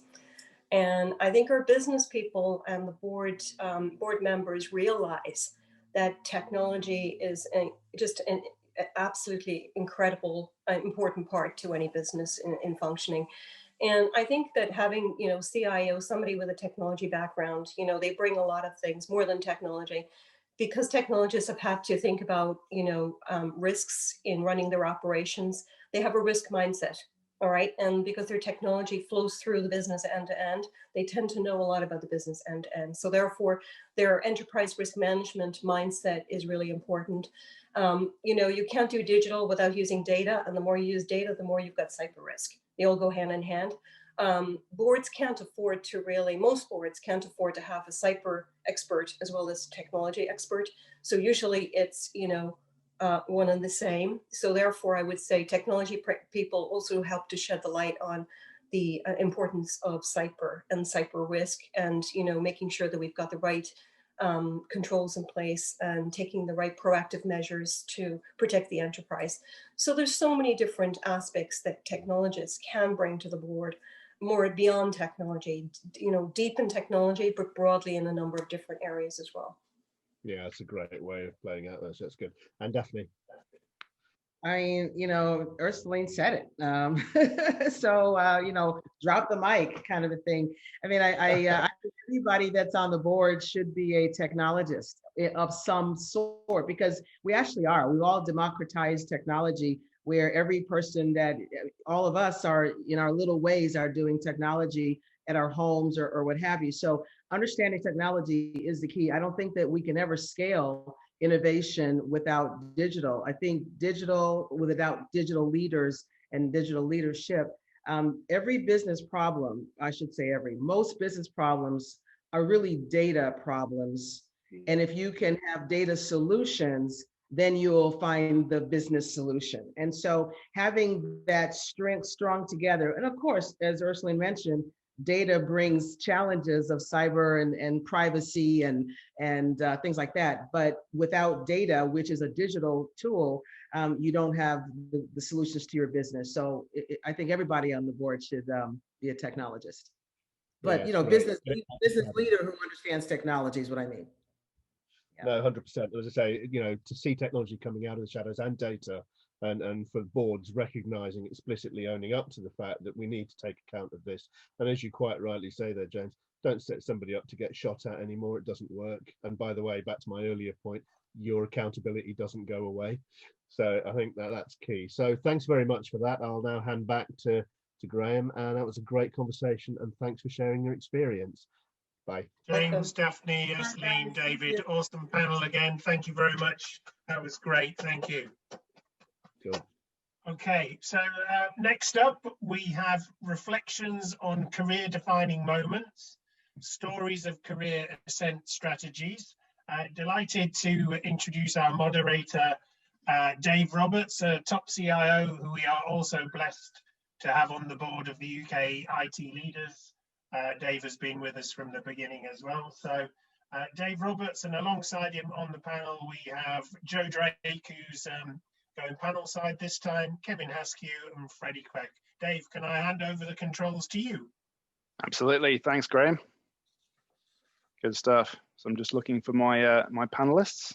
They should start to appear on the screen hopefully soon. Yeah, so we're looking for Joanna Drake, Kevin Haskew and Freddie Queck on the screen, please, folks. I'm here. You should see me or hear me. Yeah, I'm just shouting out to the AV folks. Hopefully they're going to bring you all in. Good stuff. Right, it's great to be doing another one of these with yourself, Graham, and obviously with Dave as well. And Hunter, we've been doing these since 2014, I think, was the first London CIO summit. So it's great to see the formats changed with COVID, but it's great to be back here with HMG Live again. So, Joe, are you there? I'm here. Yeah, hiding in the shadows somewhere. There we go. Yeah, hello there. All I can see at the moment is Kevin. And Freddie, are you there as well? Yes, I'm here. Marvelous. There we go. Good stuff. So unfortunately, Charlotte isn't able to join us today. But I'm really pleased to have this very distinguished panel here with me, and I've known all of you for quite a few years now. So I'll let you do quick introductions, and then we'll get stuck in. So Kevin, do you want to just introduce yourself? Sure. Yeah. So Kevin Haskew, I'm the CIO for On Semiconductor. It's about a $6 billion public manufacturer of semiconductors headquartered in Phoenix, global company. I've been a CIO for about 25 years in IT and business for unfortunately over 40 years. I remember working with Dave back in about 2014-15 when we started in London there. Hunter, I've been working with Hunter for about 12 years. And then we had Kim Stevenson from Intel. And we struggled to get some traction there. And I know Bill Limond and myself co-hosted one of the sessions. So I'm really pleased that UK IT leaders have come into the picture, and it seems to really bring some solidity here. And so I'm looking forward to the panel. Excellent. Thanks, Kevin. And Joe, do you want to introduce yourself? Yeah, sure. Hello again, everybody. My name's Joe Drake. I've been working in technology for about 26 years now. Worked at businesses like Yahoo in the very early days, the BBC, Diageo, Skyscanner, Wood Mackenzie, and I'm now the group CIO for THG. THG is a global e-commerce business. We own a number of luxury and distinguished beauty and nutrition brands. We built all of that on our Ingenuity platform, which we now use to power and take other brands and retailers globally on our platform. And we also have an area of our business called THG Experience, which is a number of high-end hotels and luxury gyms and spas and event space, which is what we actually use to help connect consumers to our own brands and the brands of our clients. And great to be here. Just a few things there then, Joe. Bit of everything. And Freddie, yourself? Yes, hello, Dave. We've known each other for many years too, right? So I'm with Timeside Education as CTO, been a tech leader for many, many years, mostly in publishing. And I think part of this story is about, why have I left publishing? But the last few years has been interesting, yeah? And Times Education is so famous for the World University Ranking, so that's what you may all know of. And what we're trying to do now is to become a data company. So I'm really excited about that. Yeah, but more importantly, the journey that I've been on in publishing has seen a lot of changes. If you remember those days where there was no computers, no internet, just the print book, and how it has completely transformed to something that's very different. So happy to share some of the experience later on. Yeah, looking forward to talking with you about that in a bit. But let's start with Joe. So Joe, what's been your career-defining moment? When did you know that you really wanted to sit on the C-suite and be part of that board? Yeah, sure. So there was a few that all happened around the same time. I think we're all in one at the moment, by the way, as tech leaders, and that the whole board discussion around the fact that these boards are now made up of tech leaders as well. They're needing tech leaders on those boards. So I think we're in a career-defining moment right now. I think a big time for me, it would have been when I was kind of all went together. I became a parent, which gave me a drive that I never knew I had. I'm sure a lot of people can resonate with that.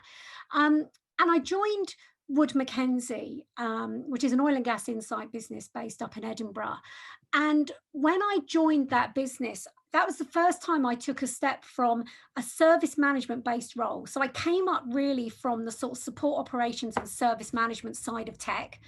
And I took on a much more broader role as SVP of technology. So not only was I responsible for running sort of global service operations and ensuring we practice good service management, I was now responsible for the infrastructure and the data centers and information security and procurement and networking and all of these other areas and the technology that all the staff used. So I really had to use my skills and my experience a lot more broadly. And it was just after I joined Wood Mackenzie, I'd only literally been there about 6 weeks. I had an opportunity by our parent company that acquired us on my very first day that I joined Wood Mackenzie, offered to sponsor me to do this Harvard leadership program. Now, it was a new job. I'd not been there long. I'd got a new team. I was a new mum. I was a new wife. I was in a new city. And now this was going to need me to travel to New York a lot. It was going to need me to go to Harvard Business School every Tuesday night. I was going to need a lot of help and support. So I had the sort of family board meeting. My husband said, we have to make this happen for you. And I think between my husband and the incredible team around me as well at Wood Mackenzie, which of course had to support me too, I was able to go on and do that. Imposter syndrome set in massively. I can remember my first day, I'd headed off to New York and I was sat in this room with a bunch of sort of CEO, like C-level people and thinking, what the hell am I doing here? Seriously, how has this happened? There's been a mistake. But it was really when I went and I took part in this program that I learned it's kind of okay to be me. And a lot of the things that had maybe been instilled in me about leadership for many years, nonsense like you don't have many friends the further up you get, you need to be tough and all of these sorts of things, didn't necessarily sit naturally with me and my personality. And I realized actually that was nonsense and I just needed to find my own strengths and that actually I can be me and use those strengths to my advantage. And that's when I really realized that leadership was something I was capable of. And I got to take part in the boards. And that's when I realized this is the level I would love to operate at. And actually I can do it. And most importantly, thoroughly enjoy every day of my working life.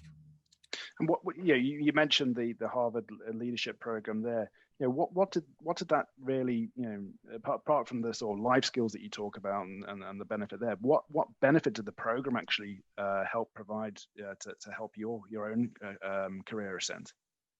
I think there was a lot. Like, I'm not from an academic background. I'm from a sporting background, actually. I always thought I'd be a professional sports person. And what I actually learned is a lot of leadership I probably learned on the sports pitches when I was younger, about winning, about losing, about strategy, about playing people in their position of strength. And I actually I'd learned that stuff years ago, but I hadn't realized how valuable that was and how those experiences of captaining teams and working out, you know, what's our attack going to be and what's our defense going to be and what can we learn from that game. And even though I'd done it years before, it took me doing this program to realize that some of this experience is really, really valuable in leadership, and particularly in teams, and in particularly creating diverse and inclusive environments with the people that you work with. So I think it actually, of course, I learned a lot on the course, and I learned a lot from Harvard and all the reading that we did of the case studies and things like that. But I actually learned I had a lot of these skills I hadn't even realized that were very useful to me. Excellent. And what about yourself then, Kevin? What have been your standout moments that have helped define your career ascent? I should have gone first. I don't like following Joe. No one does. That's why I'm moderating. I'll keep it short, but a couple. I think actually 3 defining moments come out. I would think my career was one of just year-over-year improvement, and it evolved slowly. But when you actually look at it, there are some step points in there and some defining moments. I'm going to date myself here, but I go back to the days of the mechanical days before really industrial computing came out. So just because of my desire for sports and not being very academic, I actually left school at 15, 16. And so went in and did a mechanical apprenticeship. In hindsight, that's the best thing that could have happened to me, because the experiences I got learning how a factory works and working through every department and how people, what drives different people at different levels in every department, has stayed with me. And then it was also, even though I really enjoyed working, say, doing plant maintenance and fixing machines and going anywhere in the factory, I realized that I didn't want to spend my life in overalls covered in oil when I'm 60 years of age. And so it's maybe time to buckle down and do some work. And so that's when I went back to school and started to study. And then I came into computing really from the user aspect, where I was in material control doing planning, and it was very manual back then. And so we were actually designing systems that before ERP systems were even thought of. And so, I came into computing really as a business analyst, a system analyst. And so my training in computing was really around structured design and data modeling, which again, in hindsight, is a blessing today. And those skills that I learned 30, 35 years ago are actually more applicable today than they were back then. So that was the first defining moment. I think the second one is actually when I left, I joined a US company. And that really opened up many avenues for me. And it made the world seem very big. And it got me out of the UK as well. And it wasn't just the size of the companies. I think it was the openness of the American mindset. Whereas, the companies I've been working for, I think were very conservative and traditional. When I joined the American company, it was if you had a good idea and you were enthusiastic, you were encouraged to take it and run with it. And promotion seemed a lot easier. So I think that was a real defining moment for me. So how did you get that role though? Because I know you went back and did your university in Sheffield, and but you have worked in lots of US headquartered businesses. So how did you make that jump from being in the UK to then working in the US businesses? How did that come about? Yeah, actually at the time I joined in the UK, I joined Garrett Turbocharging, which is part of the aerospace division of Allied Signal, which became Honeywell. And so that obviously, a good brand, large company around the world.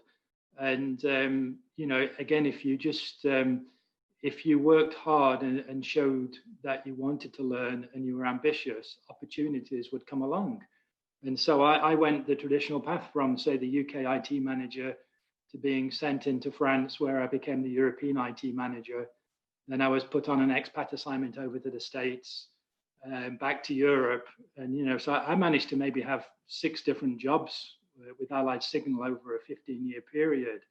But that gave me international experience. And I went up maybe, say, 5 grades on the salary structure. So it was just very fortunate how it all worked out, to be honest.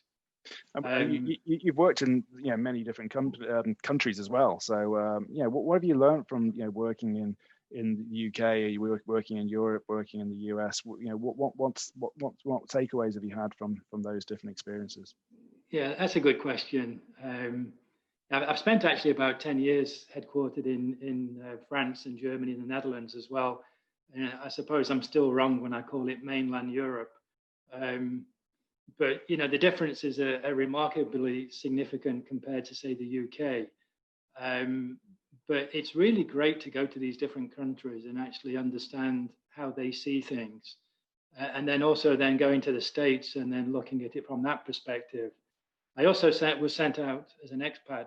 I was a managing director for a business to India for 3 years, which was, again, I think that really balanced out the European and the American experience.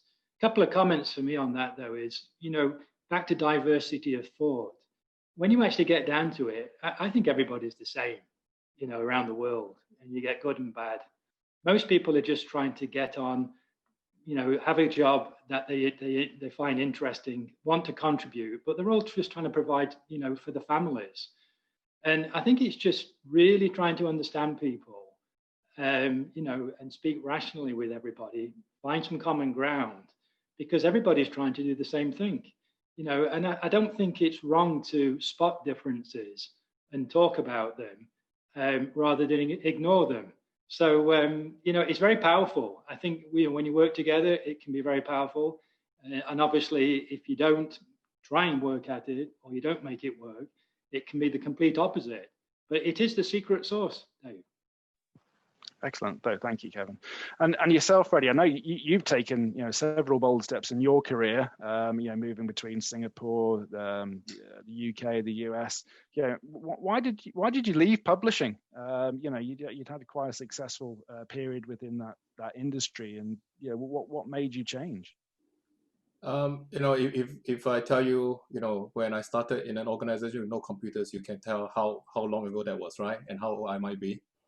And I've been very fortunate that I love both tech and books, and I was able to join the publishing industry by chance. And over the years, you can look at the changes that's happened. It's the first industry to be disrupted by technology. Well, we're talking about the days where you just have print books. It's only a decade ago, right, that you talk about ebooks.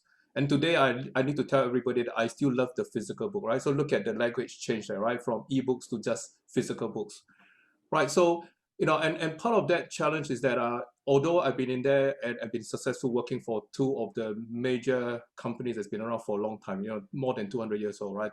With Elsevier, I was with a startup that was acquired by them, building the first biomedical website.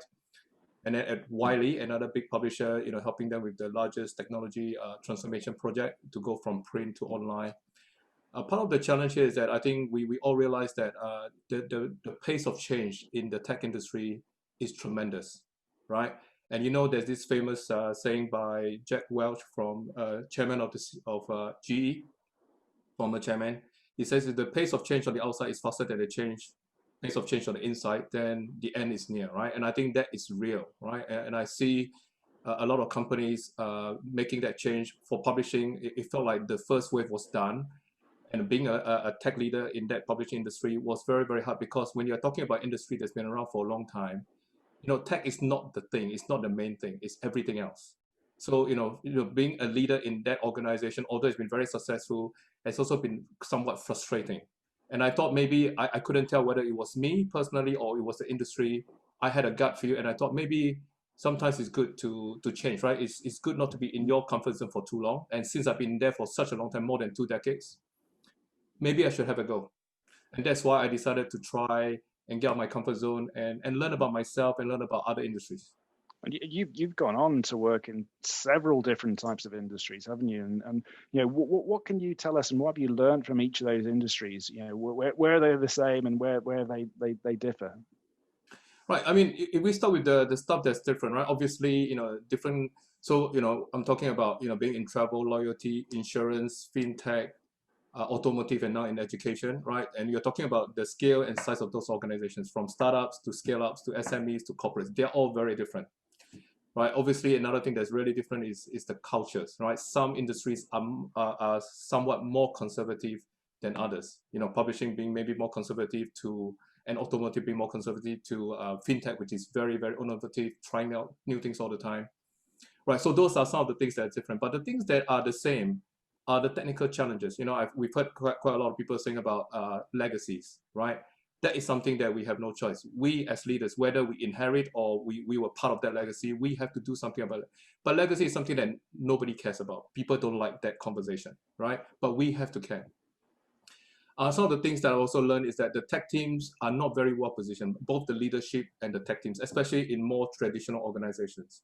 They're not well placed to help and sort of help with the change agenda, right? This is why you hear, and not just here, I see, witness myself, how shadow IT come about, right? All you need to do is to add the word digital. Suddenly you have another team, another organization, right?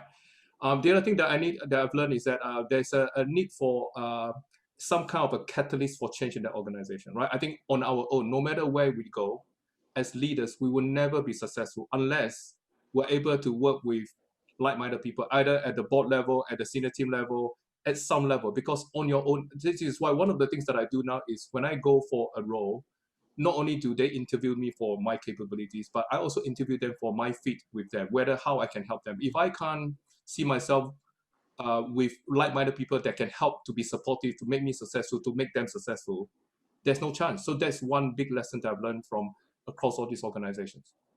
Great insight. No, thanks for that, Freddie. I absolutely agree with everything you said there. Joe, back to you. I know you've held several quite senior, high-profile roles during your career. Is there anything you've done that you regret, or something you perhaps you still want to achieve that you'd like to do? What are the next steps for you? Oh gosh, that's an interesting question. I think I was relating to a lot of what Freddie was saying there with the different industries. So I've worked in quite a few different industries. There's been similarities in that they've been sort of fast-paced, quite innovative businesses, most of them.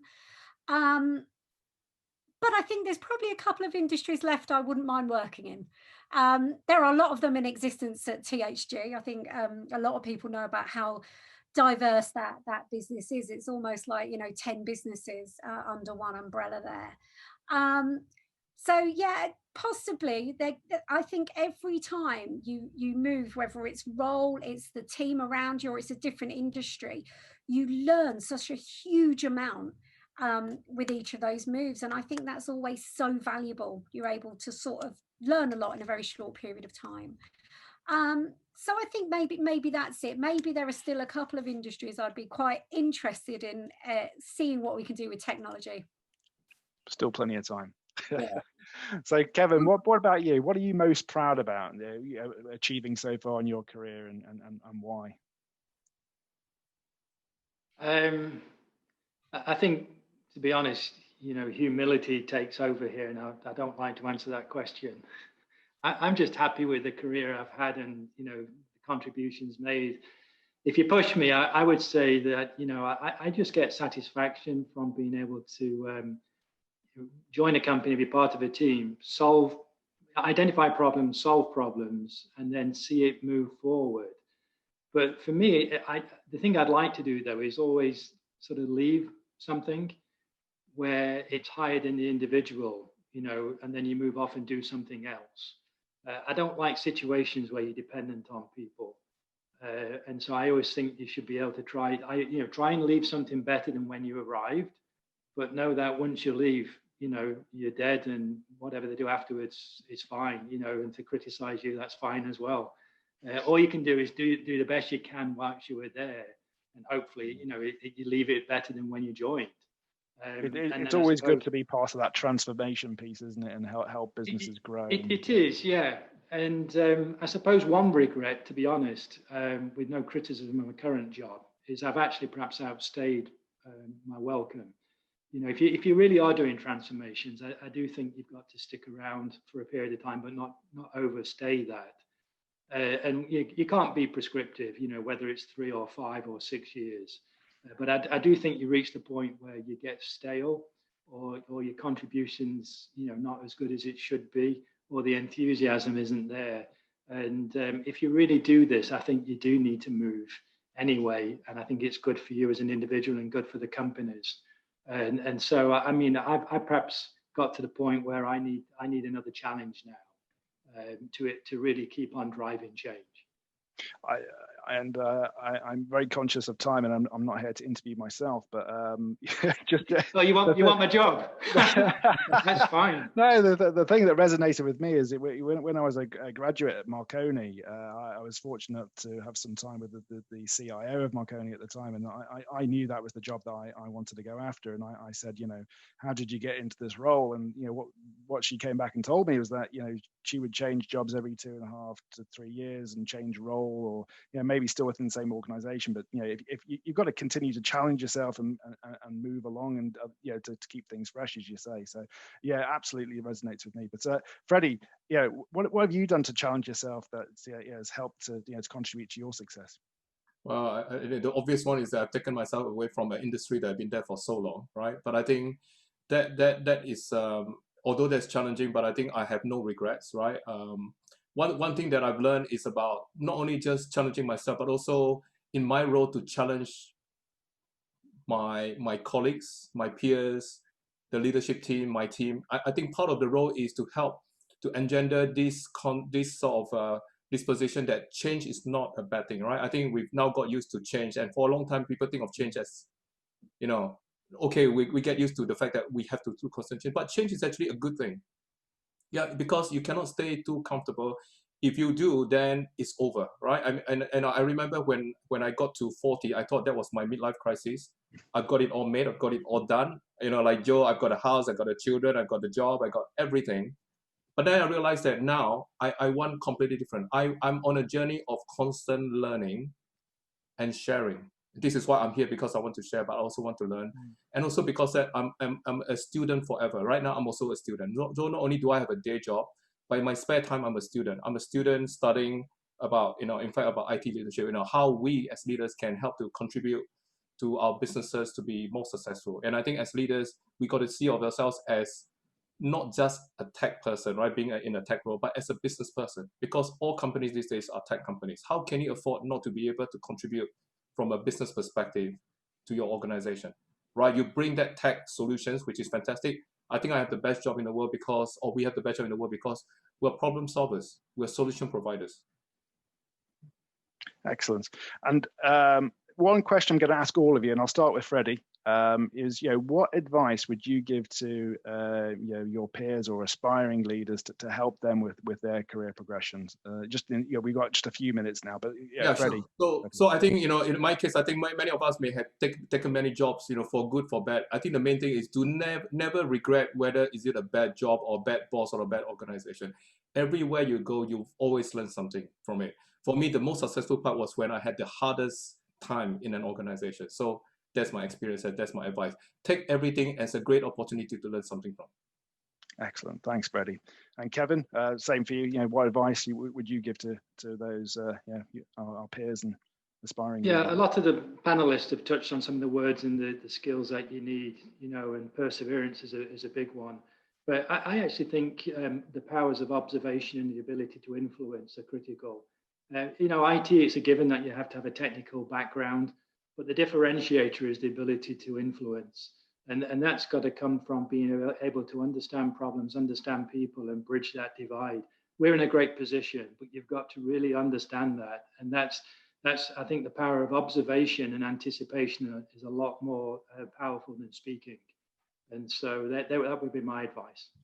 Excellent. Thank you, Kevin. And I'll give the final word to Joe. I think, and I think Kevin touched on this earlier, actually, about leaving behind something you're proud of. So building a legacy for the future. It's, sometimes you go in an organization and you lift a rock up and you think someone's been here and they put that rock back down. Sometimes you just got to lift the rock up and you've got to face it and deal with it. And I think as leaders in doing that, it's a lot about the storytelling, and Hunter touched on storytelling. I see that my job is going to work every day and storytelling and talking and helping people understand what we need to achieve. And my job is to set them up for success and give them an enjoyable career. So yeah, I think that's what I'd say. A legacy, leave a legacy that you can be proud of, and take everyone on the journey. All that sort of inclusion stuff that we talked about earlier, building great teams and helping them to be successful. Fantastic. So thank you very much to Joe, Kevin and Freddie. That was really great. Really enjoyed that conversation. So Graham, back to you. Thank you. Thank you. That's a great panel. Thank you, Dave. Thank you, Kevin. Thank you, Freddie. Thank you, Joe. Although I'm not sure there's a thank you there for Freddie and Joe saying they're having midlife crises at 40. That's the trouble with having such young CIOs on the call. As a 52-year-old man, I'm feeling positively prehistoric now. So good. Okay, so we are honoured and blessed for our final discussion to have Emma Dutton, MBE. Emma is founder and CEO of the Applied Influence Group. Emma, I'm going to let you introduce yourself, as you're much better at it as an I. But thank you for coming along. Over to you to introduce yourself and for our closing 20 minutes. Great to have you here, Emma. Thank you.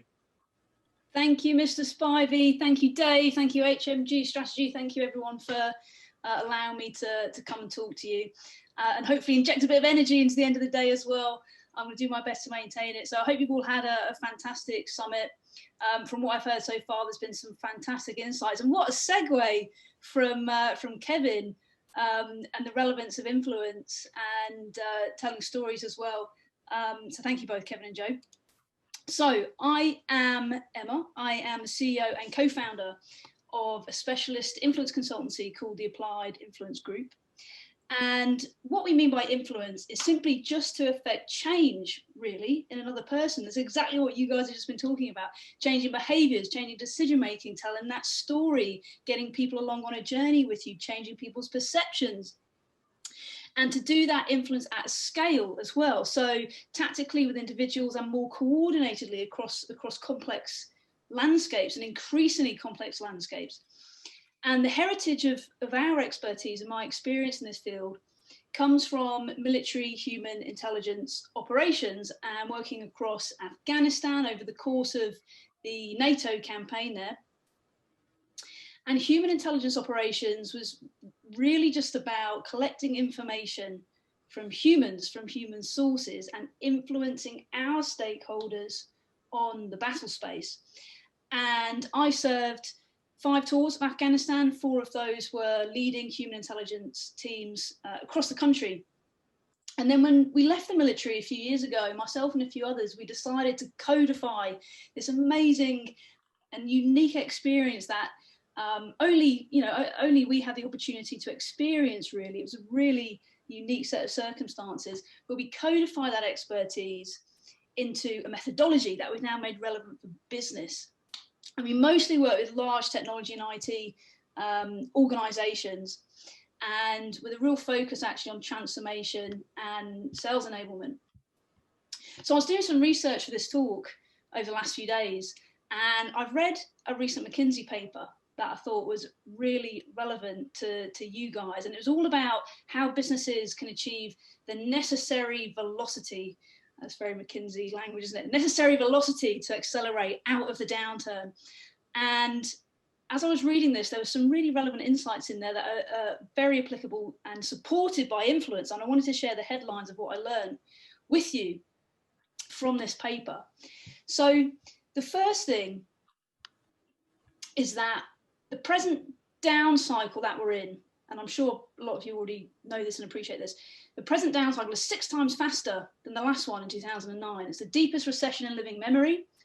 And the point we are now, we got to that point in 18 months last time, and this recession, we got to this point in this recession in 3 months. So it's 6 times faster.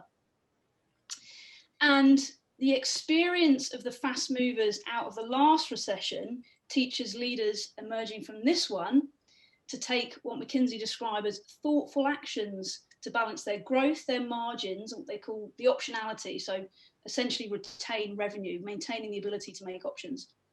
And that's the Z score, so the corporate stress. And that Z score is a leading indicator of strength for a crisis. much more so than stock market performance, apparently, according to McKinsey. And then the other thing, key takeaway for me, was that McKinsey are urging leaders to prepare for a number of outcomes. So a further drift, as they describe it, into the present conditions, the worsening downturn, but importantly as well, they're advising business leaders to be open to the appearance of more positive trends and the ability to shift quickly to a growth footing. And that means maintaining that optionality. So why does all this matter? What's the relevance of this to influence? Well, I think that's quite a big ask. There's quite a big range there in what's expected of you and of business leaders in this moment, and what you guys might need to adapt to. And there's high uncertainty in the world right now. And there's probably more uncertainty, I think, certainly true, from my observations the last 9-10 months, there's more uncertainty on average in individuals being experienced now than ever before, probably in living working memory. And that's really important for influence, because uncertainty affects how we think, and it affects how we behave, how people make decisions. It makes us more susceptible to other people's opinions. It makes us more susceptible to external influences and the societal forces of influence as well. And influencing is fundamentally, as we've said, it's about changing decisions. So we need to understand that level of uncertainty. And so to achieve those three key attributes that they've described in this Z score, so growth, margins, and optionality, or in other words, really what they mean is to be corporately resilient, you need to have team resilience. And that's what I'm going to talk about today. And I believe, and what we see is team resilience is one outcome of influence. It's one outcome of being an elite influence team. And we've already heard a lot today about the importance of influence. I'm going to talk about that in a bit more detail. I'm going to share with you some learnings, just 3 simple learnings that are hopefully quite practical from my experience. And I'm just really going to give you some practical tips that are going to promote the team resilience that I think supports that corporate resilience that we're all trying to achieve and help us navigate that uncertainty. And by team resilience, all I mean, really, fundamentally, it's about a mindset. So a mindset developed through continued application of some influence principles, some practical things to build that resilience. But that comes from routinely applying things and doing that repeatedly. That clearly was important to us in Afghanistan. And what I realise now, looking back, my 5 or 6 years ago, with a different perspective, is that clear as day to me now, there's no way we'd have been successful in Afghanistan in collecting the life-saving information, in changing the decision of a senior Taliban leader about what they intended to do for the summer fighting season in 2012, where their kinetic effort was going to be. There's no way we'd have been successful in influencing our stakeholders if we hadn't been resilient as a team. And so we were in a situation whereby we were spending 15, 16 hours a day, every day for 6 months, no breaks, time off, really quite intense, quite emotionally intense conversations. We were away from our families, we were away from a lot of our support network. There was constant pressure from our stakeholders, our customers, who were incredibly demanding, and dealing with a lot of lawyers and a lot of politicians. So it was really intense, and we were quite high actually on the UK military's mental health register, mental health risk register, because of the nature of the conversations we were having and the intensity of it. So we learned a lot about team resilience through that, although we didn't realise it at the time. But now looking back, I can see quite clearly what we've learned. So here are 3 of my tips for you guys that I think are really relevant. Unsurprisingly, I'm sure, from a former military person, optimize everything with planning. So I'm not talking here about the strategic planning, like to ensure that we're ready for that growth stance. That's of course important. I'm talking about planning for interacting with your key stakeholders, your key people, and those whom you lead, and doing that in a deliberate and meaningful way. Now, this is really important, particularly in times of great uncertainty like we're experiencing now, because a common observation is people don't spend enough time planning for their key interactions, and external, internal, vendors, customers, the people that you lead, people don't spend enough time. And that's even more the case when there's a crisis situation or a rapidly changing environment, and generally if we're more uncertain as well. So I think we see a vicious cycle of this, right? So when planning isn't done properly, it erodes resilience, which then makes us less inclined to plan. And what we often hear from the folks that we work with is that we just don't have time. I'm back to back, I'm bouncing between meetings, you know, our working hours have changed now, we've lost that commute time, and most people have just sandwiched 2 or 3 extra Zoom meetings in a day. We've got kids around us now when we're working, homeschooling on the go. And the answer to that is, well, you know, if you could achieve what you needed to and what your team intent was, your business outcomes from fewer interactions, then that's much more efficient. Because if you're putting more time into planning for fewer interactions, that's much more efficient than spending more interaction trying to achieve the same thing. So if we could do that in a war zone, if we could spend 4 hours planning for a 30-minute meeting, what excuses do other people have? That's our response. So here's my tip on planning. One question we'd always ask ourselves for planning for these high stakes interactions with, you know, insurgents and senior Taliban leaders, smugglers, we'd ask ourselves, what might happen? It sounds like a really simple question, but there's 3 key sub-questions to it. The first thing is, what might go wrong? It's a really obvious one, isn't it? But what might go wrong? And how do we respond if it does? And keep asking yourself and keep asking your team, those of you that are involved and have a useful perspective to contribute, what else might go wrong? And ask as many people as you can, get those diverse perspectives. I know the importance of cognitive diversity has been surfaced today already, but ask as many people as you can. And in the military, we call this actions on. So we're drilled in our actions on. When this eventuality happens, we all know what to do. So it's know your drills. We're on a patrol, we get contacted, you're shot at from the left or right, everyone knows what to do. Another great example of this is the Red Arrows. So famous for their team resilience. Imagine you're flying at 600 miles an hour, 10 meters wing to wing, and your comms equipment malfunctions. You can't talk to anyone, and then suddenly you're in a cloud, and you've got no visibility whatsoever. What does that Red Arrows pilot do? What's the very first thing they do? They fly their own plane, because they're drilled in what might go wrong, and they trust everyone else is flying their own plane as well, because they've planned for what might go wrong. Second sub-question to that is, what might go right?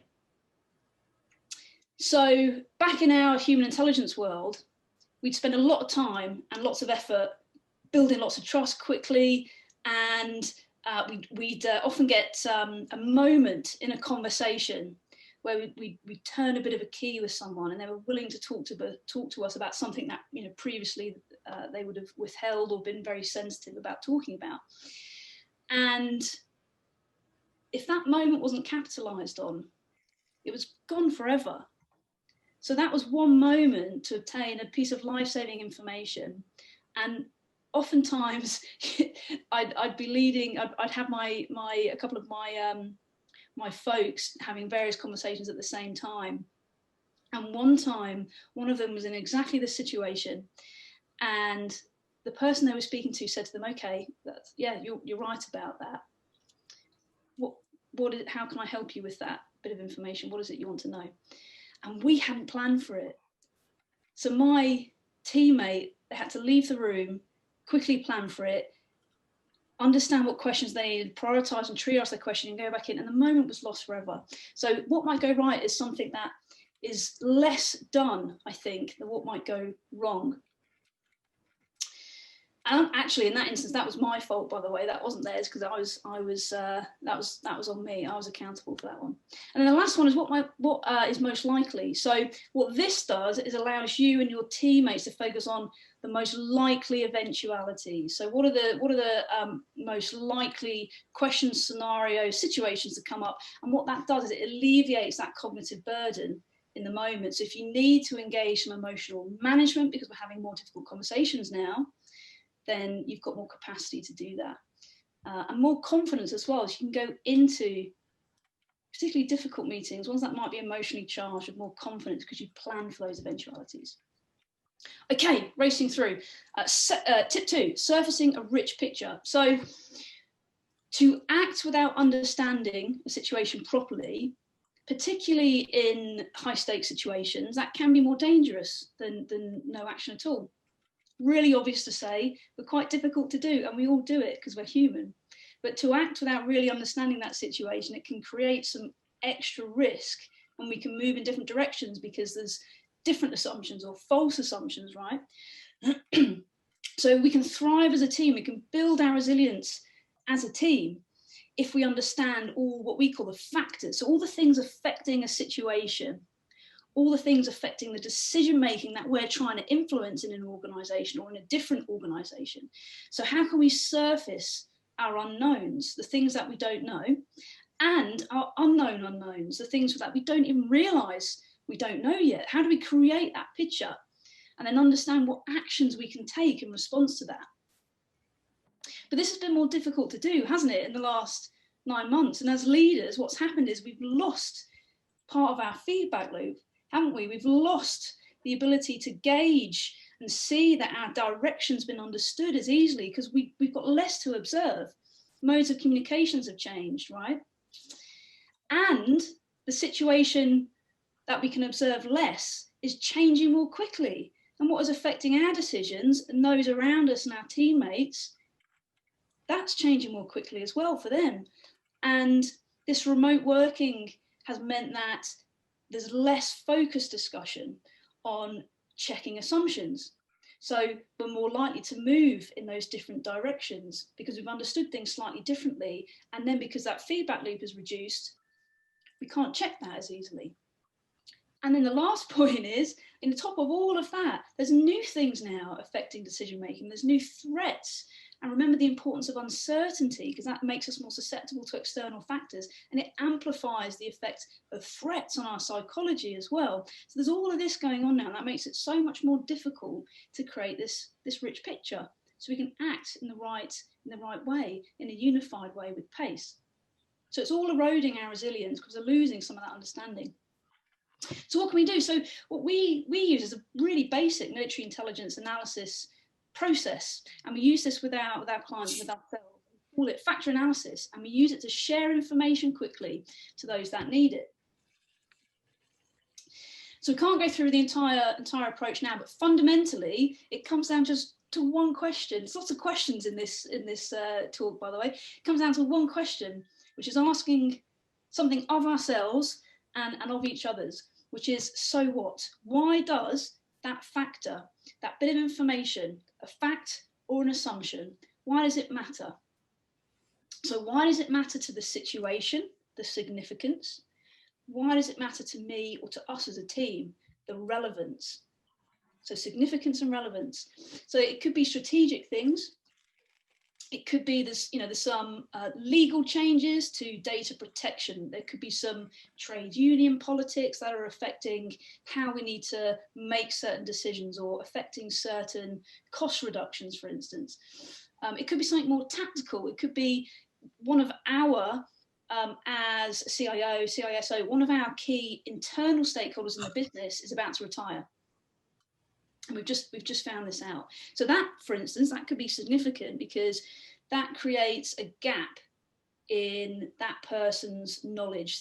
That's no longer, that knowledge and experience and relationships is no longer there. So that person might have been an informal communicator node in the network of a certain bit of the organization. That's not going to be there anymore. That might be relevant to us as an IT leader in the business because they were a go-to influencer for us. So we need to be able to do something about that. So significance and relevance. And the best way to surface your factors and to do this analysis, as we've said, pull in all the other perspectives, get as many different perspectives as you can, do this as a brainstorming exercise as a team, and just ask yourselves, what else is affecting the situation that we're trying to change, that we're trying to influence, and then go through this analysis process, and it will give you that common view of the situation, a single version of the truth. But to do this well, you need to ask a certain type of question, which we call the narrative question, the TED questions: tell, explain, or describe to me. So it's not an open question, who, what, where, when, why, which, what, else, how. It's a TED, narrative. And what that does is it prompts a broad narrative, richer response from the person whom you've asked it to. And it takes away any biases, any leading of you in that question. So if you're trying to surface as much information as possible, start with a Ted. Could you explain that factor to me? Could you explain the significance of this? Could you describe what that means? Much more effective at surfacing information. How am I getting on for time? Oh, good. Okay, final thing I wanted to share with you to create team resilience.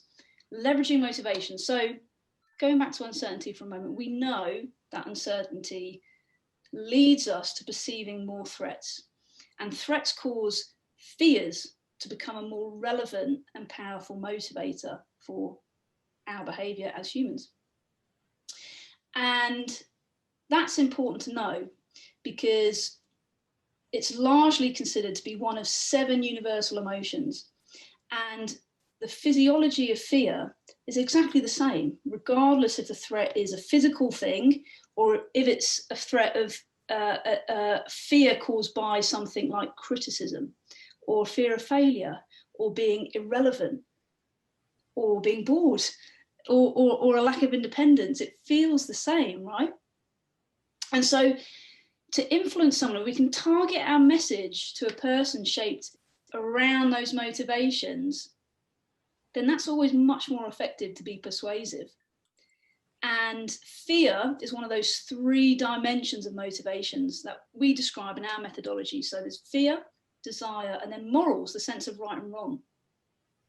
And our moral component, that governs how we might act on those desires and on those fears. And there's a bit of a tug of war that happens to us unconsciously when we're making those decisions with those desires, those fears, and those morals.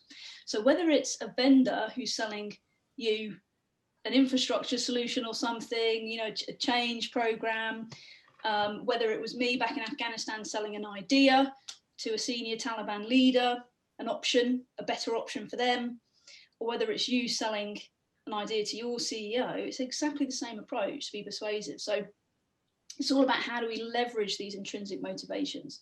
So we haven't got time to cover it now in detail, but this is what I want you to understand and start to put into practice to get the value from this. The first thing is you've got to understand intrinsic motivation. So we've got a framework for doing this, which I will share with you guys in the notes and the slides that come afterwards. But understand a person's motivation, and it's okay to make assumptions. It's okay to hypothesize as long as you test that and as long as you update your understanding as you get to know someone better. It might be that there's someone in particular that you need to influence in a certain way, a certain internal stakeholder, and you see that they're quite ambitious. And they might be very open about that. But is that ambition, is that about power, so obtaining more power? Is it about status, being seen to be special in some way or have some sort of expertise? Is it about gaining more independence? Is it about satisfying curiosity because they're going to have more and different challenges at every rung of a ladder? And is that what's driving that ambition? So understand what's at the core, what's really intrinsic to that person's more visible motivations, and then speak to that desire. So how is your agenda, the thing that you want to change, the behavior that you want to see in that person, how is that going to satisfy their desire? Because if you can speak to that and frame your message around that desire, you're going to be so much more persuasive.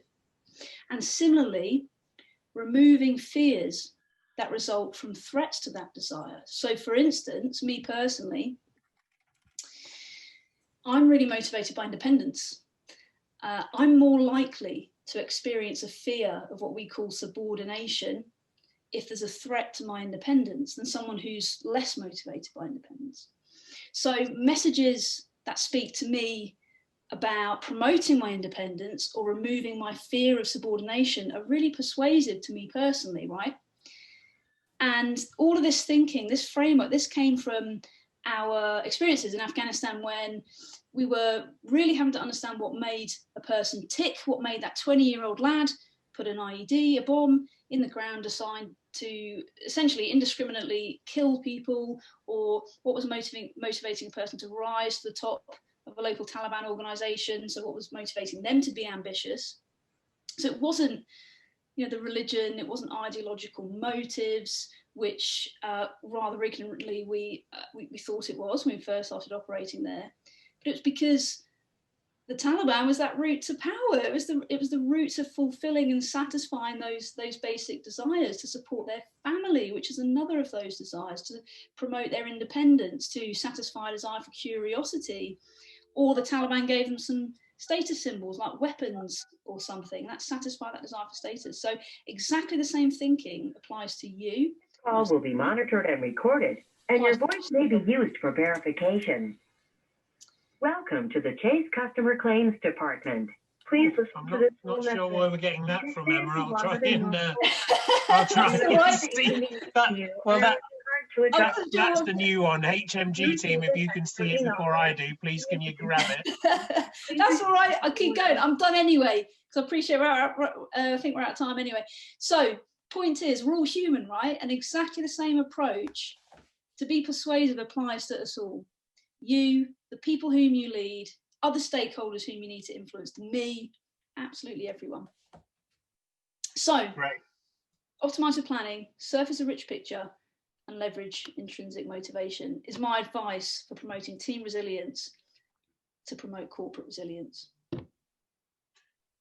Emma Dutton, MBE, thank you. That is an awesome way to close off. I'm going to hand to my good friend and opposite number, Hunter Muller, in a minute for the final word, but that was amazing. Thank you, Emma. Some great comments coming in. And it's kindly offered to share the slides with anybody who wants some more or a chat. I've put Emma's LinkedIn contact details in there. If anybody needs to look in directly, drop me or Dave a note, and we can pass your details onto Emma. So. Thank you to all of our guests for staying on. Thank you to our panelists. Thank you to Emma for closing us off so well. I'm going to say thank you on behalf of UK ITL and hand you over to my friend and colleague Hunter for the final words. Thank you, Emma. Thank you, everybody. Hunter, over to you. Graham, great job. Hey, Emma, wow, that was amazing. Really, really thoughtful, really well presented, and left me certainly wanting to learn more about your whole paradigm and your whole background. So great job. Thank you. Thank you so much for having me. And I hope we do this again. Me too, and welcome any questions as well on the chat or over email or something. Very happy to answer them. Awesome. And what your business? What is your consulting business around? What's the space? So we focus mostly on large, quite complex, as you can imagine, IT technology businesses and some professional services businesses as well. And our proposition focus is sales enablement, leadership, and transformation challenges. Now, clearly, there's obviously an overlap in those three things, but that's generally how we engage with our clients. And we work with them across various different service lines, and that includes us getting hands-on and stuck in and supporting them directly, as well as building what we call elite influence capability as well. So enabling them to become elite influencers without our direct support. Excellent. Great fun. Great job. We'll talk soon. Thanks. Thank you. Hey, what a great summit, Graham. Our third, and I think the content here, we hit it out of the park, so to speak. Really an amazing job by all. Dave Jones and Graham, you and I, the three of us are great partners. I mean, it'd be tough to thank everyone, but I think, guys, probably the best London summit we've ever collaborated on, but we've ever delivered and been part of. So a big thanks to everyone. Really excited about planning into 2021. We could really use your help and support. Maybe Graham would want to jump in on this one as well. Continue to expand the outreach and the network. We'll do it over here in North America in the States, bringing vendor partners to the summits in 2021. Any introductions to your vendor partners that you're working with in the UK and EMEA would be really appreciated. Sooner the better, because planning season is right now. And Graham, did we miss anything there? No, just to say, if you're working with people in interesting areas, and you think they'd be good speakers to talk with your colleagues and your peers, let us know. Let us know. We'll chat to them and check it out with you all. You know, and one last thing, you know, just really grateful for the partnership we built over the last year, and happy that we did it and put the effort in. I think the foundation's in, and it's the tailwind's in, and what's all up from here. And I'm really excited about an amazing 2021 for everyone in our industry. It looks like the economy is going to start to spin up, hopefully, and take off. So, guys, stay safe, be good, and stay in touch.